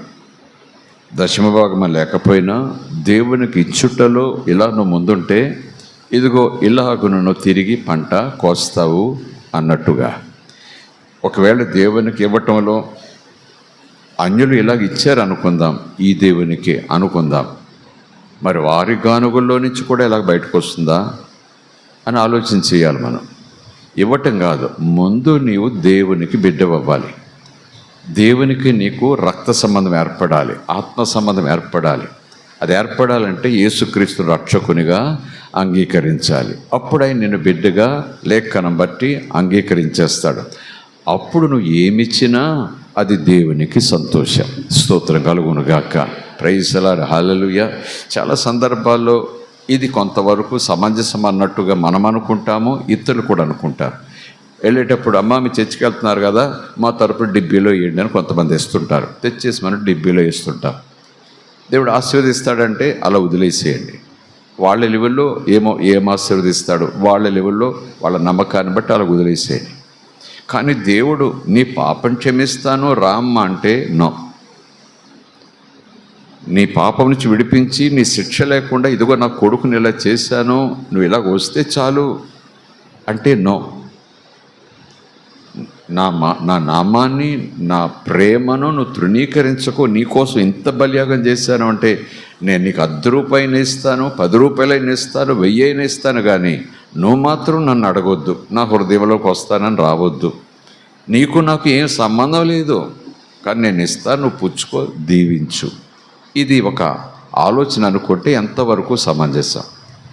ఆయన రక్త ప్రోక్షణ ద్వారా ఇచ్చే గొప్ప రక్షణ నాకు వద్దు అంటూ నేను ఇస్తాను తీసుకుని నేను ఆశీర్వదించినట్టు దేవుడు సంతోషంతో ఉబ్బి తబ్బిబ్బై ఎంత ఇచ్చావయ్యా బాబు, నీకు నేను ఆశీర్వదించేస్తాను అంటాడా? ఆయన ప్రేమను కాలదన్నుతూ, ఆయన రక్త ప్రోక్షణను కాలదన్నుతూ, ఆయన కనికరాన్ని కాలదన్నుతూ, ఆయన దయాజాలి నాకు అక్కర్లేదు పో అని నోటితో అనకపోయినా నీ ఆశీర్వాదం నాకు కావాలి కనుక ఇదిగో అందరితో పాటు నీకు కూడా ఓ 10 పడేస్తున్నాను అన్నట్టుగా ఇస్తాడు వాడు. అందరికీ ఇస్తున్నాను, అందులో నువ్వు ఒక బిచ్చగాడివి అన్నట్టుగా. అన్ని అవతారాల్లో నీదొక అవతారము అన్నట్టుగా, అనేక రూపాలు నీదొక రూపము, అందరితో పాటు నువ్వును అన్నట్టుగా ఇస్తున్నాడు. కానీ ఆయనను తన దేవుడుగా ఇవ్వటలేదు. కనుక ఏమైనా మనసును బట్టి దేవుడు ఏమైనా కొంచెం ఇస్తాడో లేదో అలా ఉంచేసాడు, నాకు తెలియదు, వదిలేసేయండి. కానీ నేను అంటాను, ఆయన కనికరాన్ని, ఆయన దయను, ఆయన జాలిని కాలదన్నుతూ నేను నీకు ఇస్తాను, నువ్వు దీవిస్తావట, దీవించు, నాకు ఏదో చేసావు, వాళ్ళకేదో చేసావు, ఈ 10 రూపాయలు ఉంచుకొని ఆయన అంటే మనకు అదేదో కానుకిచ్చినట్టు, లేదో భక్తి ఉన్నట్టు వాళ్ళకు కూడా ఇస్తున్నారు కదా, ప్రభుకే కదండి ఇచ్చారండి, దండం పెట్టి మరినా చేతులు పెట్టారండి, చర్చిలో వెయ్యమ్మ అంటే యూజువల్గా చెప్తుంటాను, వాళ్ళని కూడా రమ్మానండి, వాళ్ళని కూడా ఆ రోజు వాక్యం విని చర్చిలో ఆ కాన్కేసి వెళ్ళమానండి, మీరు పట్టుకురావద్దు, వాళ్ళని తీసుకురండి, వాళ్ళ చేత వేయించండి అని చెప్తారు. ఎందుకంటే వాళ్ళు వాక్యం వింటారు. స్తోత్రం కలుగునుగాక. అది నేను ఎక్కువగా చెప్తుంటాను. వాళ్ళ కానుకలు పట్టుకొచ్చి అమ్మో దేవుడు మిమ్మల్ని దీవించనుగాక అని అనకండి మీరు. ఎందుకంటే అందరిలోని ఈయన ఒకడు వాళ్ళ దృష్టిలో, అందరితో ఈయన కూడా ఒకడు వాళ్ళ దృష్టిలో, అందరికి ఇచ్చినట్టుగానే ఈయనకి ఇస్తున్నాను వాళ్ళ దృష్టిలో. ఇంతగా ఇలాంటి మనసుతో వాళ్ళు నీకు ఇస్తుండగా నువ్వేంటమ్మా మోసుకొచ్చేస్తావు, వాళ్ళు ఇచ్చారు వీళ్ళు ఇచ్చారని నేను అంటాను. నేనైతే తీసుకోను. స్తోత్రం కలుగునుగాక. ప్రభువుని అంగీకరించిన వారి దగ్గర ప్రభు కోసం అని చెప్పినా ఏమో నేను తీసుకోవటంలో నేను ఆలోచన ఖచ్చితంగా చేస్తా. స్తోత్రం కలుగునుగాక. ఎందుకంటే వాళ్ళ ధ్యాస, వాళ్ళ నమ్మకం ఏంటంటే అందరిలోనూ ఒకడు, అందరిలాంటోడే. వాళ్ళందరూ ముందు వచ్చారు, ఈ చివరిలో వచ్చాడు. ఇదొక రూపం, ఇదొక మార్గం, ఇదొక భక్తి. ఈ తలంపు వాళ్ళలో ఉండగా దేవుడు అంటాడు, యేసు అంటాడు, నేను ఎవ్వరితోనూ సమానం కాదు, నేనే. స్తోత్రం కలుగునుగాక. నా ద్వారానే రక్షణ, నా నామములోనే రక్షణ. ప్రైజ్ ది లార్డ్, హల్లెలూయా. పాటలు పాడుకుంటాం కదా, నీతో సమమెవరు, నీలాగా ప్రేమించింది ఎవరు, నీలాగా రక్తం కాచింది ఎవరు, నీలాగా శిలువ మీద వేళ్లాడింది ఎవరు, నీలాగా పాపిష్టోని ప్రేమించి చేయి పట్టుకుని లేవనెత్తి ముద్దు పెట్టుకున్న అవతారం ఎక్కడుంది? కుష్ఠరోగిని కౌగలించుకున్న అవతారం ఎక్కడుంది? నీకు నువ్వే సాటయ్యా. నీలాంటి వాడు లేడు ఇంతవరకు, ఇక ముందు రాడు, నువ్వే. స్తోత్రం కలుగునుగాక. ఆ భావన వాళ్ళల్లో కలగాలి. ఆయన నా దేవుడు అనకపోయినా, అబ్బో ఇవేమీ కాదండి ఆయన ఒక్కడే అంటే ఆ 10 రూపాయలకు 10 లక్షలు ఇచ్చినట్టు అనుకుంటాడేమో యేసయ్య. మనలో మన మాటకు ఒకవేళ లెక్కేసుకుంటే అందరిలో ఆడో బిచ్చగాడు, వాడొకడు, ఈయనకు అవతారం, అదో భక్తి, అదో మార్గం. అందరికీ పొట్లాలు కట్టేస్తుంటాను, మీ యేసుప్రభు కూడా పొట్లం కట్టి పక్క పెట్టాను. ఇదే కదండి. ఇలాంటి మాటలు చెప్పి ఇచ్చేస్తుంటారు కదా మనకు. ఇదిగో ఆ పేరు మీద పొట్లం కట్టాను, ఆయన రాగానే ఇచ్చాను. ఈయన పేరు మీద పొట్లం కట్టాను, ఈయన రాగానే ఆ గుడికి ఇచ్చాను. ఈ పేరు పొట్లం కట్టి ఈయన రాగానే ఆ గుడికి ఇచ్చాను. ఇదిగో మీరు వెళ్తారు కదా పొట్లం కట్టి, మీరు కూడా వెళ్తారు కదా పొట్లం కట్టి, మీ దేవుడికి పొట్లం ఇచ్చాను. ఈ మాటలు చెప్తుంటేనే ఇబ్బందిగా ఉంది కదా. ఈ మాటలు చెప్తుంటేనే ఇబ్బందిగా ఉంది కదా. ఓ మై గాడ్, హల్లెలూయా. దేవుని నామానికి స్తోత్రం. ప్రైజ్ ది లార్డ్, హల్లెలూయా. ఇలాగున మాట్లాడతాడు. ఇక పాత నిబంధనలో చిట్ట చివరి పుస్తకం చదువుకొని ప్రార్థన చేసుకుందాం. అయిపోయింది సమయం. లాస్ట్ వీక్ లాగే నేను ఈ మాట చెప్తున్నాను. 12 అయిపోయిందని అనుకోవద్దు. కాస్త మీకు డెజర్ట్ ఇచ్చి పంపిస్తాం, నో ప్రాబ్లం. మలాకీ గ్రంథం 3వ అధ్యాయం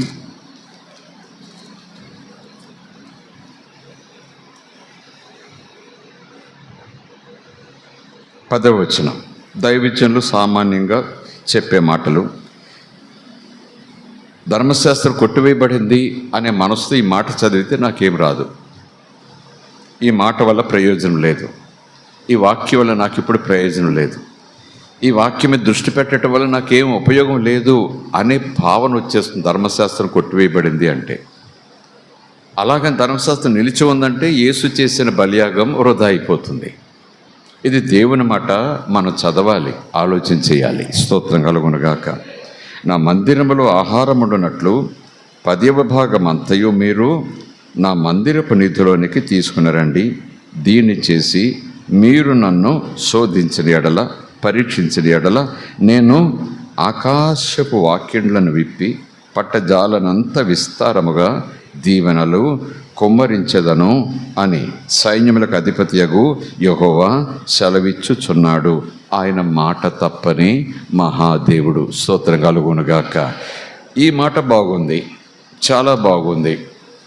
10వ భాగం కొట్టివేయబడింది, ఎంతైనా ఇవ్వచ్చు, ఎప్పుడైనా ఇవ్వచ్చు అనే మాట వచ్చింది. ధర్మశాస్త్రం అయితే కొట్టివేయబడింది, కానీ ధర్మ విషయంలో యేసుప్రభు మరింతగా ఆలోచనను కఠినం చేశాడు. ప్రేమే కానీ ఆ నియమ నిబద్ధతలను ఇంకా బాగా దగ్గర చేసేసాడు. ఎందుకంటే మోషే కాలంలో ఒక స్త్రీని మోహపు చూపుతో చూస్తే, లేదా ఒక స్త్రీతో వ్యభిచారం చేస్తే రాళ్లతో కొట్టి చంపమనుంది. నేను మీతో చెప్తున్నాను, ఒక స్త్రీని మోహపు చూపుతో చూస్తే అది వ్యభిచారం అవుతుంది. ధర్మశాస్త్రం అది. ఇది కృపతో వచ్చిన ప్రభు చెప్పిన మాట. ఇది అది కొట్టివేయబడింది, ఇది వచ్చింది. వినండి, అది కొట్టివేయబడింది, ఇది వచ్చింది. ఇంకా సెటప్ టైట్ అయ్యింది. స్తోత్రం కలుగునుగాక. ప్రైజ్ ది లార్డ్, హల్లెలూయా. అలాగున ఆ ఉద్దేశంతో అనను, కానీ అంతకుముందు 10 మీది కాదు నాది అని చెప్పేశాడు ఆయన. ఈ క్రొత్త నిబంధన వచ్చిన తర్వాత పౌలు ద్వారా ఇంకా మాట్లాడతాడు. 10 దగ్గర ఆగిపోకండి, మీరు సాధ్యమైనంత మట్టుకు విస్తారంగా దేవుని పని కొరకు ఇవ్వండి. స్తోత్రం కలుగునుగాక. అంటే ఇంకా పెరిగింది, కోట పెరిగింది అని నేను అనుకుంటా. స్తోత్రం కలుగునుగాక. నేను 10 భాగం అంటూ నాకు వచ్చిన ఆదాయంలో 10 పక్క పెడితే ఏమో ఎలా జరిగేదో ఇక్కడ సేవ నాకు తెలియదు. అలాగే నేను ఎక్కువ ఇచ్చేస్తున్నా అని కూడా చెప్పలేను.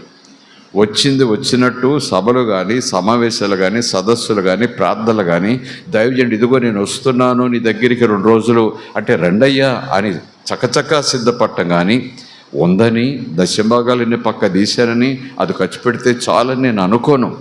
ఆయన కోసం ఖర్చు పెడుతూనే పోవాలి. దశభాగాల మీద నేను మనసు పెట్టుకుని ఎంత ఖర్చు చేస్తే చాలు, నా బాధ్యత తీరింది, ఆ తర్వాత మీటింగులు ఏమీ లేవు, మళ్ళా దశభాగాలు ఇంత అవ్వాలి, అప్పుడు దైవజనులు పిలుచుకోవాలి అనేది ఏమీ లేదు. ఎందుకంటే సంఘము సేవకుడు కలిసి వెదజల్లుతుండగా, దేవుడు సేవకులను పంపిస్తూ ఆశీర్వాదాలు పలుకుతుండగా, ఆ సేవకునికి ఇస్తూ పరిశుద్ధుల కోసం ఖర్చు పెడుతూ భోజనాలతో దీనులకు సహాయం చేస్తూ ముందుకు సాగిపోతుంటే దేవుడు ఆకాశపు వాక్యాలు తెరవకుండా ఉంటాడా? స్తోత్రం కలుగునుగాక. భూనిధులు కాదండి, ఆకాశపు వాక్యాలు. భూనిధులు అంటే వెండి, బంగారము, పెట్రోలు, డీజిలు ఉన్నాయి కదా, మెటల్స్. ఇవి భూ సంబంధమైన నిధులు అనుకోండి. ఆకాశవాక్యాలు అంటే ఆత్మ సంబంధమైన నిధులు. అన్నిటికన్నా గొప్పది ఆయన సహవాసం. స్తోత్రం కలుగునుగాక.